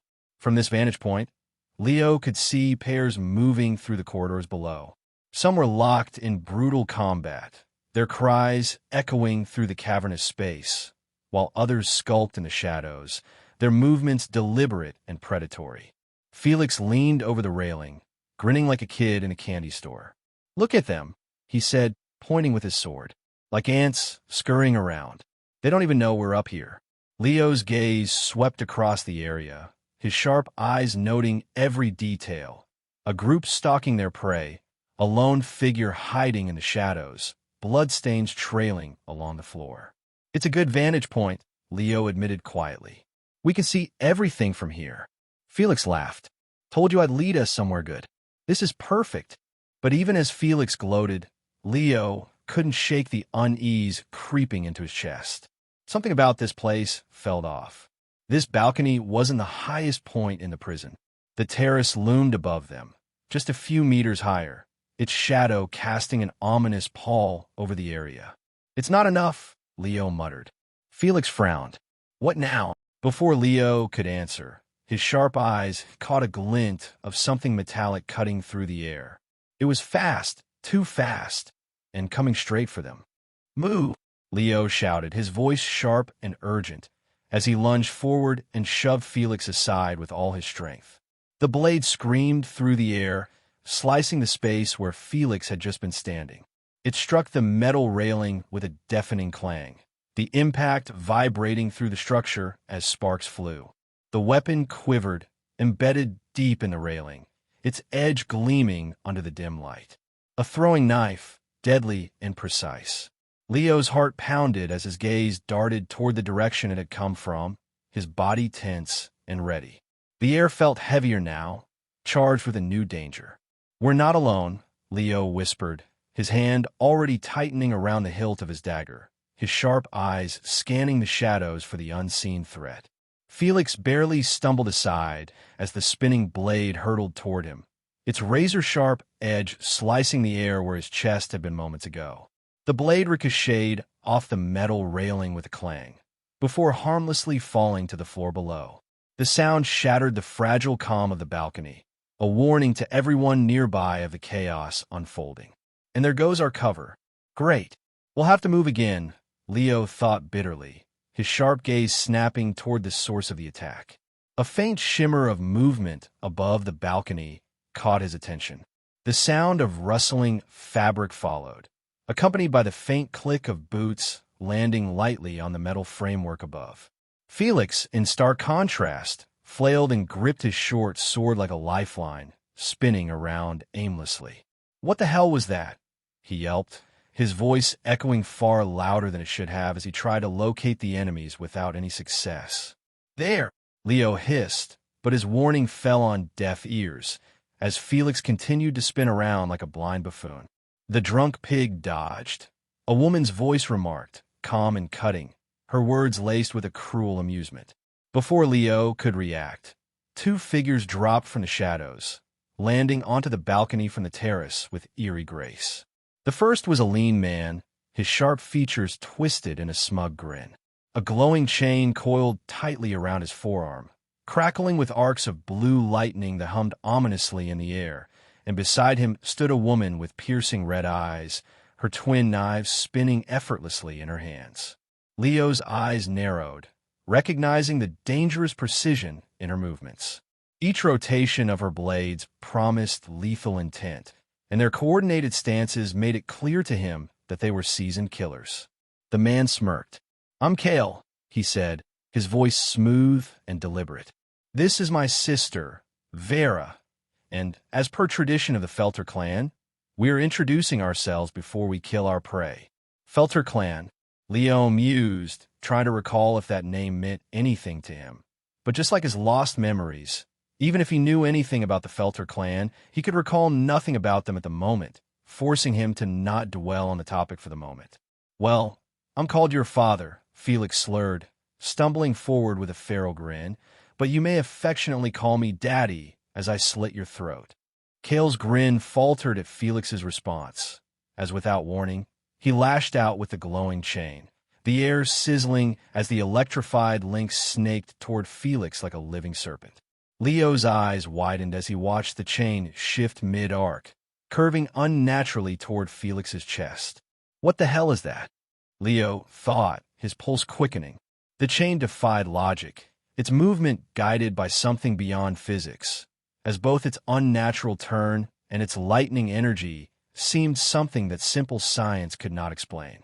But Felix, despite his drunken state, swayed just out of reach, the chain cracking against the ground where he'd been standing moments before.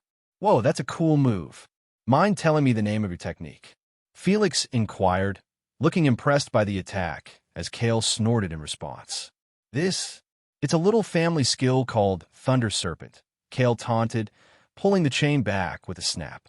"It's not something a pig like you could ever dream of mastering." Before Felix could retort, Vera flicked her wrist, sending one of her spinning knives hurtling toward Leo. Instinctively, Leo raised his dagger to block it, but his breath hitched as the single blade suddenly split into three mid-air. Each new blade arced toward a different part of his body, forcing him to twist awkwardly to avoid two and deflect the third. "What the?" Leo muttered, his heart racing as the blades embedded themselves in the wall behind him. Vera smirked, her red eyes gleaming with malice. "Impressed? My knives always find their mark, one way or another." Leo's chest tightened. These weren't ordinary weapons. They were infused with something beyond craftsmanship. His opponents weren't just skilled. They wielded abilities that defied logic, and it left him feeling unmoored. Kale struck again, the chain lashing out with a crack of lightning as Felix stumbled back, avoiding the electrified links by inches, but the sheer force of the strike sent chunks of the concrete balcony railing flying towards him. Smack! One shard struck Felix's cheek, leaving a thin line of blood trailing down his face, as Felix looked genuinely confused by what hit him. Meanwhile, across the balcony, Vera closed the distance to Leo, her twin knives moving in a deadly blur. She slashed and thrust with precision, her attacks forcing Leo on the defensive. At first, Leo felt confident facing her, as he tried to parry her attacks to the best of his abilities, knowing full well that the slowing down effect would kick in soon enough. However, when even after fighting for 15 seconds, his special ability failed to kick in, Leo started to panic for his life. Why isn't it happening? Leo thought desperately, his breath coming in shallow gasps.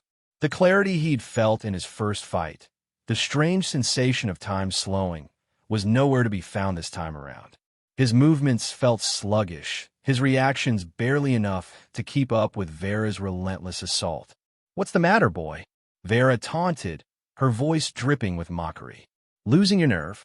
Leo gritted his teeth, parrying another flurry of strikes.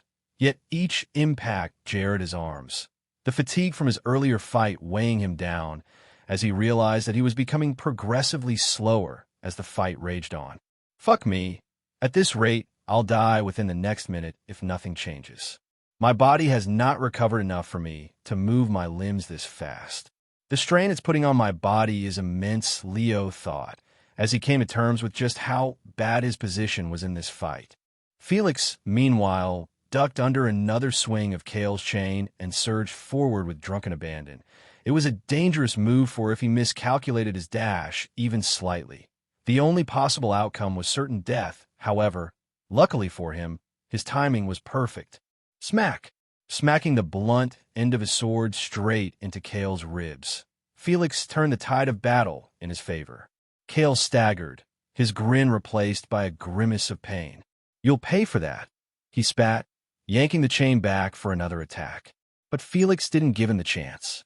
With a drunken roar, Felix slammed the pommel of his sword into Kale's gut, forcing the air from his lungs, before slicing clean through his side. Blood poured from the wound as Kale collapsed to his knees, his intestines spilling out as he got disemboweled in the most brutal way possible. "Kale!" Vera's scream echoed across the balcony, her composure breaking as she turned toward her fallen brother, giving Leo the breathing room that he so desperately needed. With a desperate throw, Leo sent his dagger spinning toward her waist, towards where she had secured the teleportation crystal, and much to Leo's joy, his aim held true, shattering the teleportation crystal strapped to her belt. Crunch! The crystal splintered, and a brilliant light engulfed Vera's form as the teleportation magic activated. "No!" Vera screamed, her voice fading as her body dissolved into shimmering particles. Soon after, Kale's crystal also flared to life, pulling him from the fight. However, unfortunately, not before Felix sliced his throat, ending his life.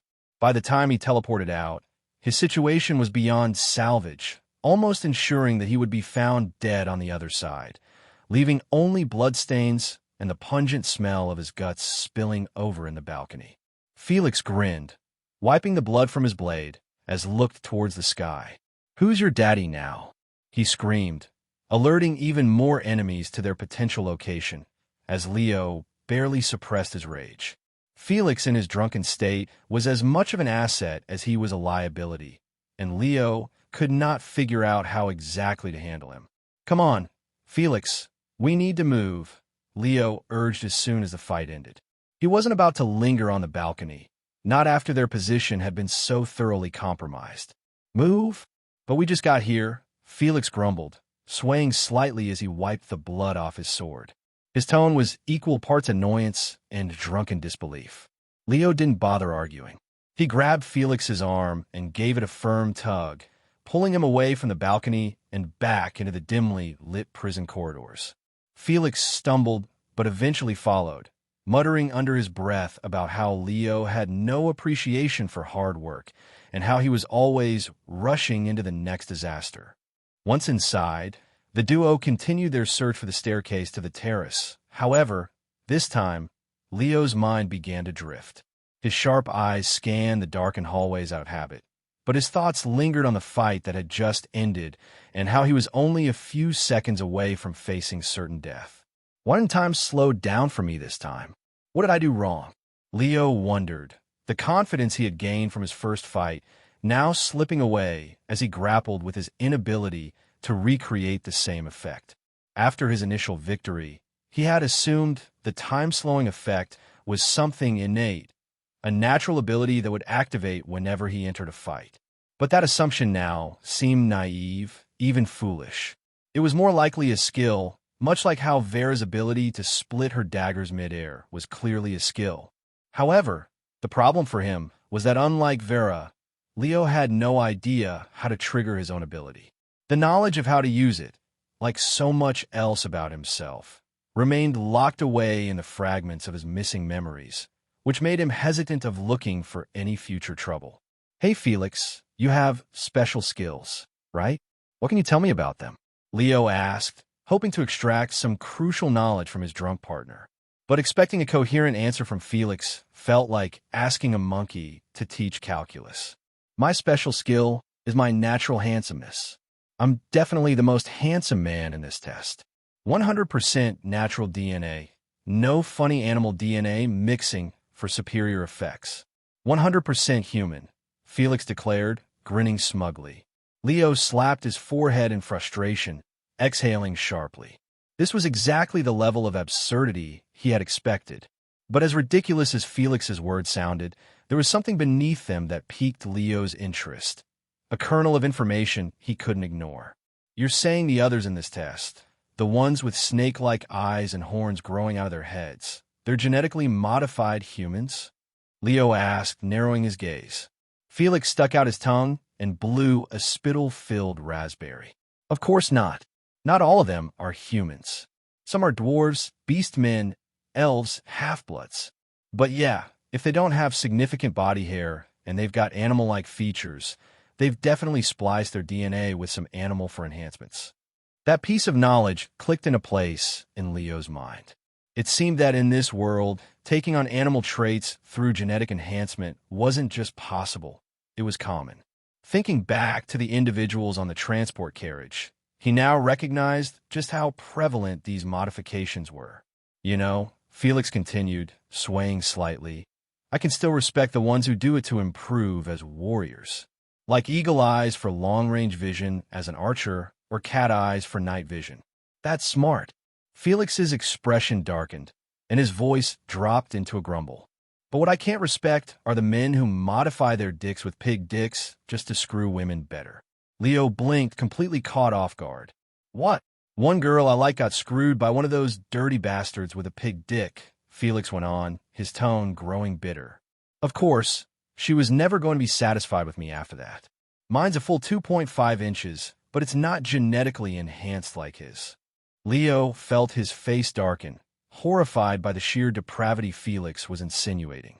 If what he said was true, then this world was far more twisted than Leo had initially thought. But on the other hand, women with slimy.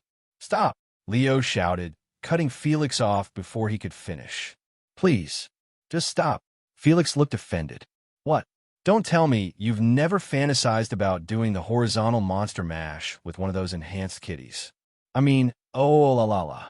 He closed his eyes and licked the air, his expression one of degenerate joy.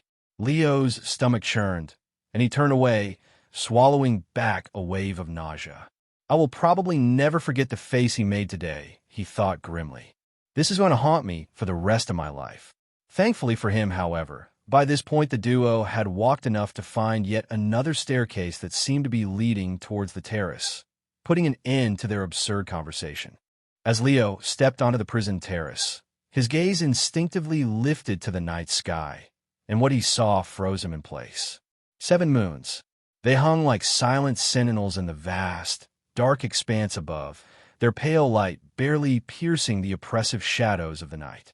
Each moon was different, some small and faint, others larger and more pronounced, but all seemed to hover at odd angles, their uneven glow casting fractured patches of illumination across the cracked and crumbling terrace. 7? There's supposed to be 1 moon in the night sky. Just 1, Leo thought, the certainty of the fact unsettling him. It was strange. He remembered so little about his past, yet this detail felt significant, almost ingrained in his very being. The sight of 7 moons seemed to mock that certainty, leaving him momentarily disoriented. But despite its otherworldly beauty, there was no comfort to be found in Rodova's alien night.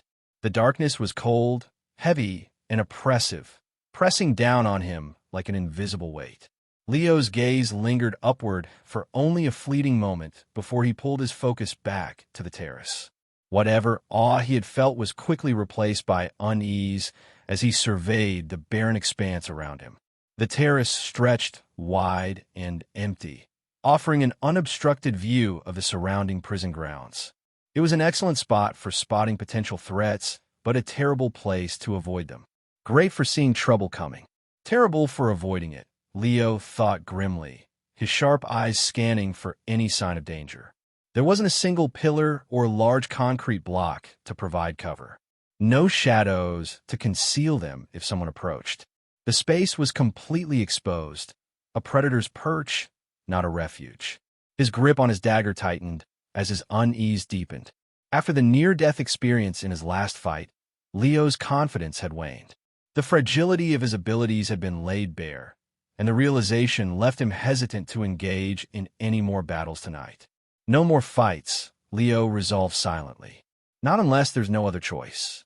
Let's just wait this out, he muttered under his breath. No more fights unless we have to. Behind him, Felix let out a loud, exaggerated sigh. He tipped his last gourd of alcohol upside down and shook it desperately. A single drop fell out, landing on the ground with a faint plop. Damn it, Felix cursed, his tone equal parts frustration and resignation. That's it. I'm dry. Leo frowned, his gaze snapping toward Felix. What do you mean, dry? Felix grinned lopsidedly, his cheeks still flushed from the alcohol. Means in about 40 minutes, this drunk genius turns back into a sober idiot. And trust me, you don't want sober Felix in a fight. Leo blinked, momentarily stunned. The fat idiot had started this test with several gourds of alcohol, yet he had managed to drain them all within hours. That's great, Leo muttered sarcastically, his chest tightening as Felix's words sank in. His eyes flicked to the glowing counter strapped to his waist. 219 pairs remaining. We're not even close to the end, Leo realized, unease creeping into his thoughts. With more than 100 pairs still to be eliminated, the test was far from over. He knew that as the final few pairs remained, the hours ahead would only grow longer, more grueling, and infinitely more dangerous. And with Felix's impending uselessness and his own faltering confidence in battle, their chances of survival seemed to dwindle with every passing minute. Yep, no more fights for sure, Leo concluded, his gaze shifting warily toward Felix to ensure the drunk fool didn't do something reckless to give away their position. To his relief, Felix was lying flat on the terrace, gazing lazily at the night sky. For once, he seemed content to stay put, giving Leo the assurance to shift his attention elsewhere, at least for now. With a quiet sigh, Leo turned his focus outward, scanning the chaos below from his vantage point on the terrace. From here, the prison grounds stretched out beneath him like a sprawling battlefield, every corner telling a different story of violence. In some areas, Leo caught glimpses of faint sparks as metal clashed against metal, signaling an intense duel.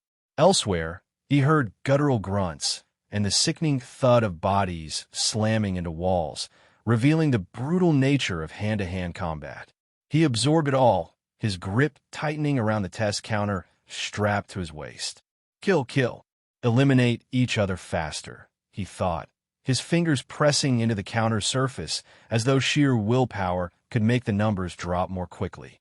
Desperation clawed at his chest, each second stretching unbearably. All he wanted was for the chaos to resolve itself, without dragging him into it, and for now it seemed to work. 199 pairs remaining.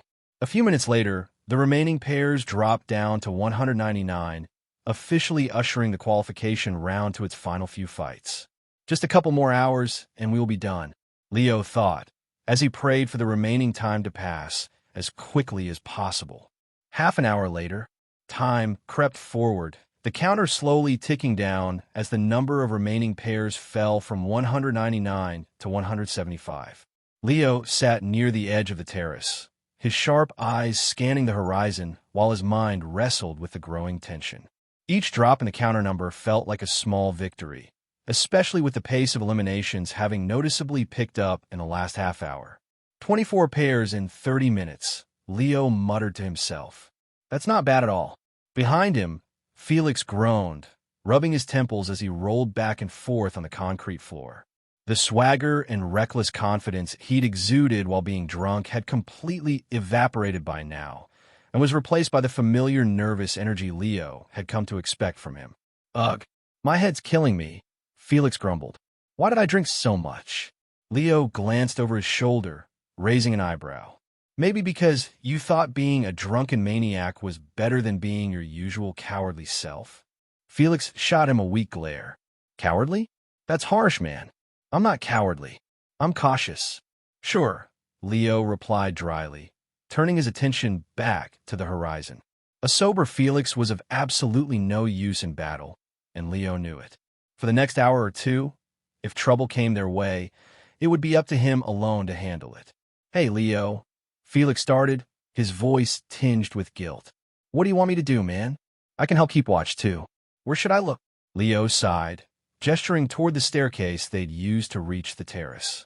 Keep an eye on the stairway, and if there's any sign of trouble, run. Felix groaned as he dragged himself across the ground, clutching his head while muttering something unintelligible under his breath. Still, he settled into the spot Leo had indicated and began his watch, though Leo wasn't entirely confident in how effective he'd be. Regardless, having Felix keep watch on the stairway gave him some peace of mind, as at least for now, it seemed like they were safe. Can I handle another fight? Leo wondered silently, the answer feeling far more complicated than he expected. Like any other human, he was hardwired with an instinct for self-preservation, a natural fear of death embedded deep in his brain. But while the thought of dying filled him with unease, it wasn't the fight itself that scared him. Oddly enough, when he pictured himself being stabbed or wounded, the fear was muted, almost distant. It paled in comparison to the visceral dread he felt at the mere thought of drowning, an irrational fear that lingered at the edge of his awareness. Why does that scare me more than being brutally stabbed? He questioned, the unsettling thought sending a faint shiver down his spine. Somehow, it felt as though his body had already endured countless injuries, so many that the fear of receiving new ones no longer fazed him. Yet, with no memory of when or how those injuries might have occurred, Leo found himself once again unable to answer the questions that gnawed at his curiosity. Stumble. Stumble. Just then, Leo picked up the faint sound of someone coming up the stairs. As looking across to the stairway, he immediately spotted Felix flailing his arms wildly to catch his attention. Get away from there. Leo lipped without uttering a sound as Felix pulled away as per his instructions. Seconds later, a female figure stumbled onto the terrace, her body lurching forward as if every step were a monumental effort. Blood trickled from a deep gash on her side, staining her torn tunic and leaving a faint trail behind her. She was badly injured, her breaths coming in short gasps as she seemed to be desperately looking for safety. However, unfortunately for her, the terrace was not the safe spot she hoped for it to be, as the moment she stumbled onto the terrace, her eyes landed on Leo and Felix as her heart sank. No, not now. Not here, she thought, dread gripping her chest like a vice. For a moment, her knees threatened to buckle. The sight of two figures already stationed on the terrace, two potential enemies who could end her life in an instant, sent her spiraling further into despair as she froze cold. At this moment, her instincts screamed at her to retreat, but there was nowhere to go, no cover to hide behind, no time to plan. All she could do was hope for mercy as she tightened the grip on her dagger. Don't, she mumbled weakly as she pointed her dagger towards both Felix and Leo, only for a fresh gush of blood to burst out of her side, forcing her to fall to her knees and tend her injury once more. They're going to kill me, the woman thought, her pulse pounding in her ears. However, as the seconds passed, and neither Leo nor Felix moved to incapacitate her, a small flicker of hope began to burn in her heart. As she looked at her opponents again, she began to notice the detail she had missed at first. The way Felix's oversized frame gave him the appearance of a lumbering pig, and how Leo's eyes held an unsettling innocence, as if they had never claimed a life before. At that moment, she realized that her opponents, much like her, had come to the terrace to hide and not kill, and that she could potentially survive If only she tricked them into thinking that she was surrendering. Clank! Decisively dropping her weapons to the ground with a metallic clatter, she raised her trembling hands into the air. "Please spare me," she rasped, her voice sounding hoarse and strained. Leo didn't respond immediately, his eyes narrowing as he assessed her. Felix, however, flinched at her plea, his grip tightening on his sword. "I'm not a threat," she cried out, her voice cracking. "I swear, I just needed somewhere safe. Please don't kill me." Leo's gaze didn't waver. His voice was calm but cold when he finally spoke. "Where's your partner?" The woman's shoulders sagged, and tears welled in her eyes as she shook her head. "We got separated," she admitted. "We were being chased by someone stronger, too strong. He told me to run while he stayed behind to hold them off. I don't know if he's even still alive." Her gaze flicked nervously between the two men. Felix's wide-eyed stare wasn't exactly comforting, but it was Leo's measured calm that scared her more. "He's the leader," she realized. "The one I need to convince." She shifted slightly, wincing as her wound flared with pain. "I'll leave if you want me to," she added quickly, desperation lacing her tone. "Just let me live. That's all I'm asking." "Just let me live," the woman rasped, her voice trembling as her hands remained raised in surrender. She looked at Leo pleadingly, her tear-streaked face bloodied and pale, conveying a true picture of desperation. But despite her convincing act, Leo wasn't sold on her performance. Sizing her up, he remained poised for combat while his mind swirled with suspicion. Something about her plea gnawed at him, setting off every alarm in his head. Her words were too measured, her movements too calculated. She was a vixen, a conniving liar if Leo had ever seen one, and although he couldn't recall if he'd encountered someone like her before, something within him assured him she was not to be trusted. Should I let her leave? He wondered momentarily, only for a voice deep within him to stir, a cold, primal whisper that said, "Trust no one."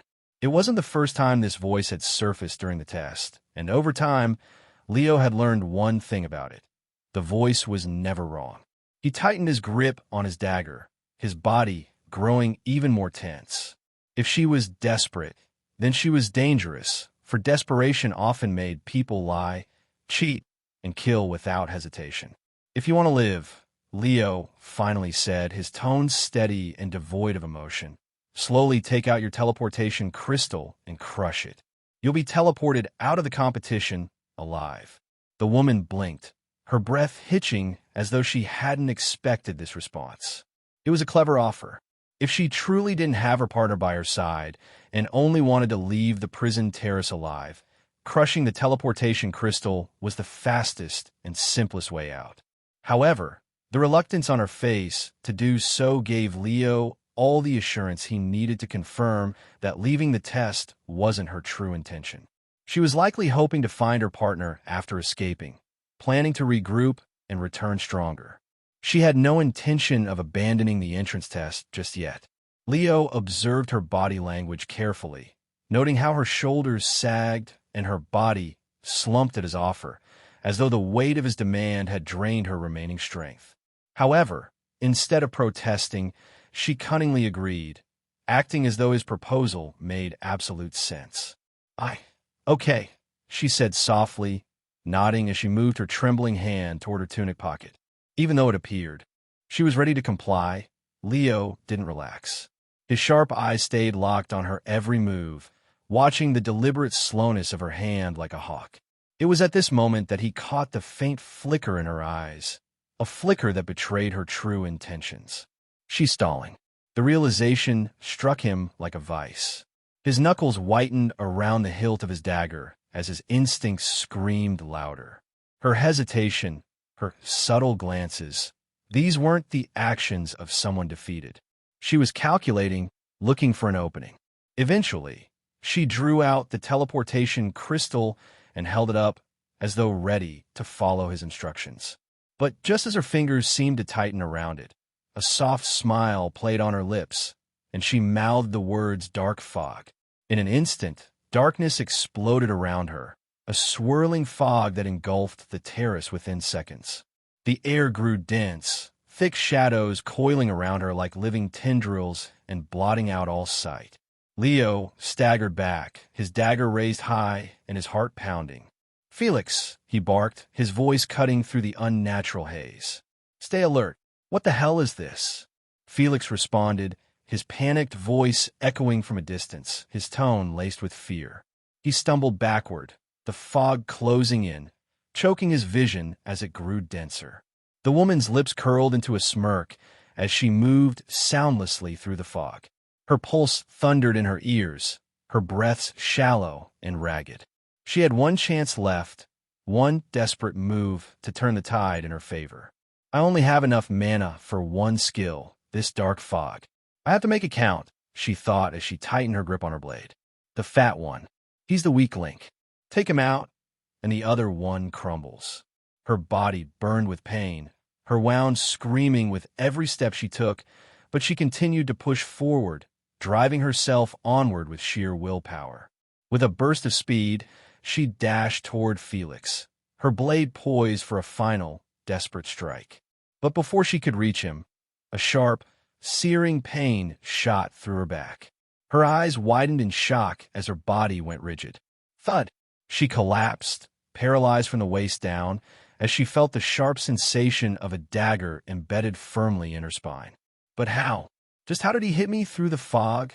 She wondered, her mind blanking from the pain as a shriek escaped her lips. She was certain her dark fog skill had effectively blocked Leo's vision, making it impossible for him to pinpoint her location. But she had underestimated him. Suspicious of her from the start, Leo had closely followed her gaze and body language, anticipating her intentions before she even made her move on Felix. Even through the fog, Leo had a rough idea of where she might be and hurled a couple of daggers in that direction, with the second one finding its mark in her spine. If he was in the woman's position, he too would have chosen to target Felix in hopes of survival, and it was that same logic that helped him take her down now. The dark fog created by the woman dissipated quickly after she was incapacitated, revealing the terrace in its entirety once again. Leo's sharp eyes immediately locked onto his opponent, who lay sprawled on the cracked concrete, writhing in pain. Her face twisted in agony, and her trembling hands clutched at the dagger embedded in her spine. She desperately tried to yank it out of her body, but the angle at which it was lodged made it impossible for her arms to muster the necessary strength. "Aghhh," she screamed, her howls echoing across the terrace and grating on Leo's nerves. A flash of irritation crossed his face as the urge to end her life immediately swelled within him. But before he could act on it, a faint glimmer caught his attention. Her teleportation crystal. During her fall, the crystal had slipped from her grip and rolled a few feet away, just out of reach. That detail shifted the dynamic entirely. She was no longer a threat. She was at his mercy now. "Please, please don't kill me," she sobbed, her voice hoarse and trembling, her wide, terror-filled eyes darting between Leo and Felix. Leo stood unmoving, his expression unreadable as his gaze flicked toward Felix. Without speaking, he gestured toward the crystal with a nod. "Stomp it," he said coldly. Felix hesitated, his face pale and his movements uncertain. The shock of the woman's earlier attack still clung to him, and the weight of her pleading made him hesitate further. But Leo's tone left no room for negotiation. "Do it," he barked, the command snapping Felix out of his stupor. Swallowing hard, Felix shuffled toward the crystal. He cast one last nervous glance at the woman, who was still begging for her life, before raising his boot and slamming it down onto the glowing gem. Crunch! The crystal shattered beneath the force, releasing a bright, blinding light that momentarily engulfed the terrace. The woman's screams were abruptly cut off as her body dissolved into shimmering particles, vanishing from sight in an instant. And just like that, the duo had eliminated yet another opponent. For a moment, silence hung heavy in the air, broken only by the faint sound of Felix's ragged breathing. He stood frozen, staring at the spot where the woman had been moments earlier. "She came at me so fast," Felix muttered, his voice barely above a whisper, his wide eyes betraying his discomfort. Leo, however, said nothing. His gaze remained fixed on the horizon, his knuckles whitening as his grip tightened around the dagger in his hand. Once again, he had chosen to spare an opponent's life by destroying their teleportation crystal. And once again, the act left a sour taste in his mouth. Why did I spare her? He wondered, grinding his teeth as unease churned at his chest. Would she have spared me? The answer was clear. She wouldn't have. If their positions had been reversed, she would have cut him down without hesitation. Yet, despite knowing this, he had shown her mercy. Was it a conscious attempt to be different from the killers around him, to prove to himself that he wasn't like them? Or was it simply a naive act of weakness that could one day get him killed? Sparing those who wouldn't spare me. That's not mercy. That's stupidity, he thought bitterly. Logic told him that mercy had no place in a trial like this, for only naive, idealistic fools clung to such notions in a place designed to reward ruthlessness. But as much as he wanted to believe that he wasn't like the others here, something deep within him rebelled against the idea. Every time he spared someone, his body reacted with a physical sense of discomfort, as though the decision itself was unnatural. Am I really any different from the others? Or am I just another murderer pretending to be something I'm not? The question lingered, heavy and unwelcome, as Leo clenched his jaw and forced the thoughts aside. I can't afford to second-guess myself. Not here. Not now. For now, the immediate threat had been dealt with, and that was what mattered most. Back to your position, Leo ordered tersely, breaking the tense silence. Felix blinked, his trance broken. Why, yeah, sure, he stammered, shuffling back toward the staircase with unsteady steps. Leo returned to his spot near the edge of the terrace, his sharp eyes scanning the dark horizon for any signs of movement. Despite the woman's screams and the commotion of their fight, Leo resolved to remain on the terrace for the remainder of this final phase. As instead of a proper fight, the woman's screams seemed like a one-sided torture that could potentially warn off other competitors from approaching the terrace. It was a gamble, but so was moving once more, so late into the test, and Leo did not wish to take such a risk. 151 pairs remaining. The end was drawing near, and with every tick of the counter, it edged closer. But until it arrived, Leo and Felix had to remain on high alert, for the trial wasn't over just yet. Leo's gamble to stay on the terrace paid off. For the last half hour of the test, nobody dared to set foot on the terrace, giving Leo and Felix a free ride to qualification. Whether it was due to fear, fatigue, or simply the fact that most of the remaining contestants were too preoccupied with their own fights, the terrace remained undisturbed. 125 pairs remaining. As soon as the number on the counter hit 125, a loud horn blared across the prison grounds, marking the end of the brutal qualification test. Leo's heart skipped a beat at the sound of the horn, the sudden loud noise startling him. However, once the initial shock faded, relief quickly flooded through him, a heavy weight lifting from his chest. He had made it. He had survived. I actually survived, he thought, the realization settling over him like a soothing balm. But as relief gave way to reflection, another thought surfaced, the question of what now? Leo's gaze dropped to the counter strapped to his waist, its red digits now frozen at 125. The number signified his success, his progress. But beyond that, it offered no answers. Do I finally get the answers I've been searching for? About this place? About myself? He wondered, but before he could delve deeper into the subject, his thoughts were interrupted by an excited shriek. We did it! We actually did it, Leo! Felix cried, his voice brimming with unrestrained joy. Before Leo could react, Felix charged toward him, arms outstretched for an exuberant hug. No, we are not at the hug stage yet. Leo rejected, trying to prevent Felix from hugging him, but the fatty seemed undeterred.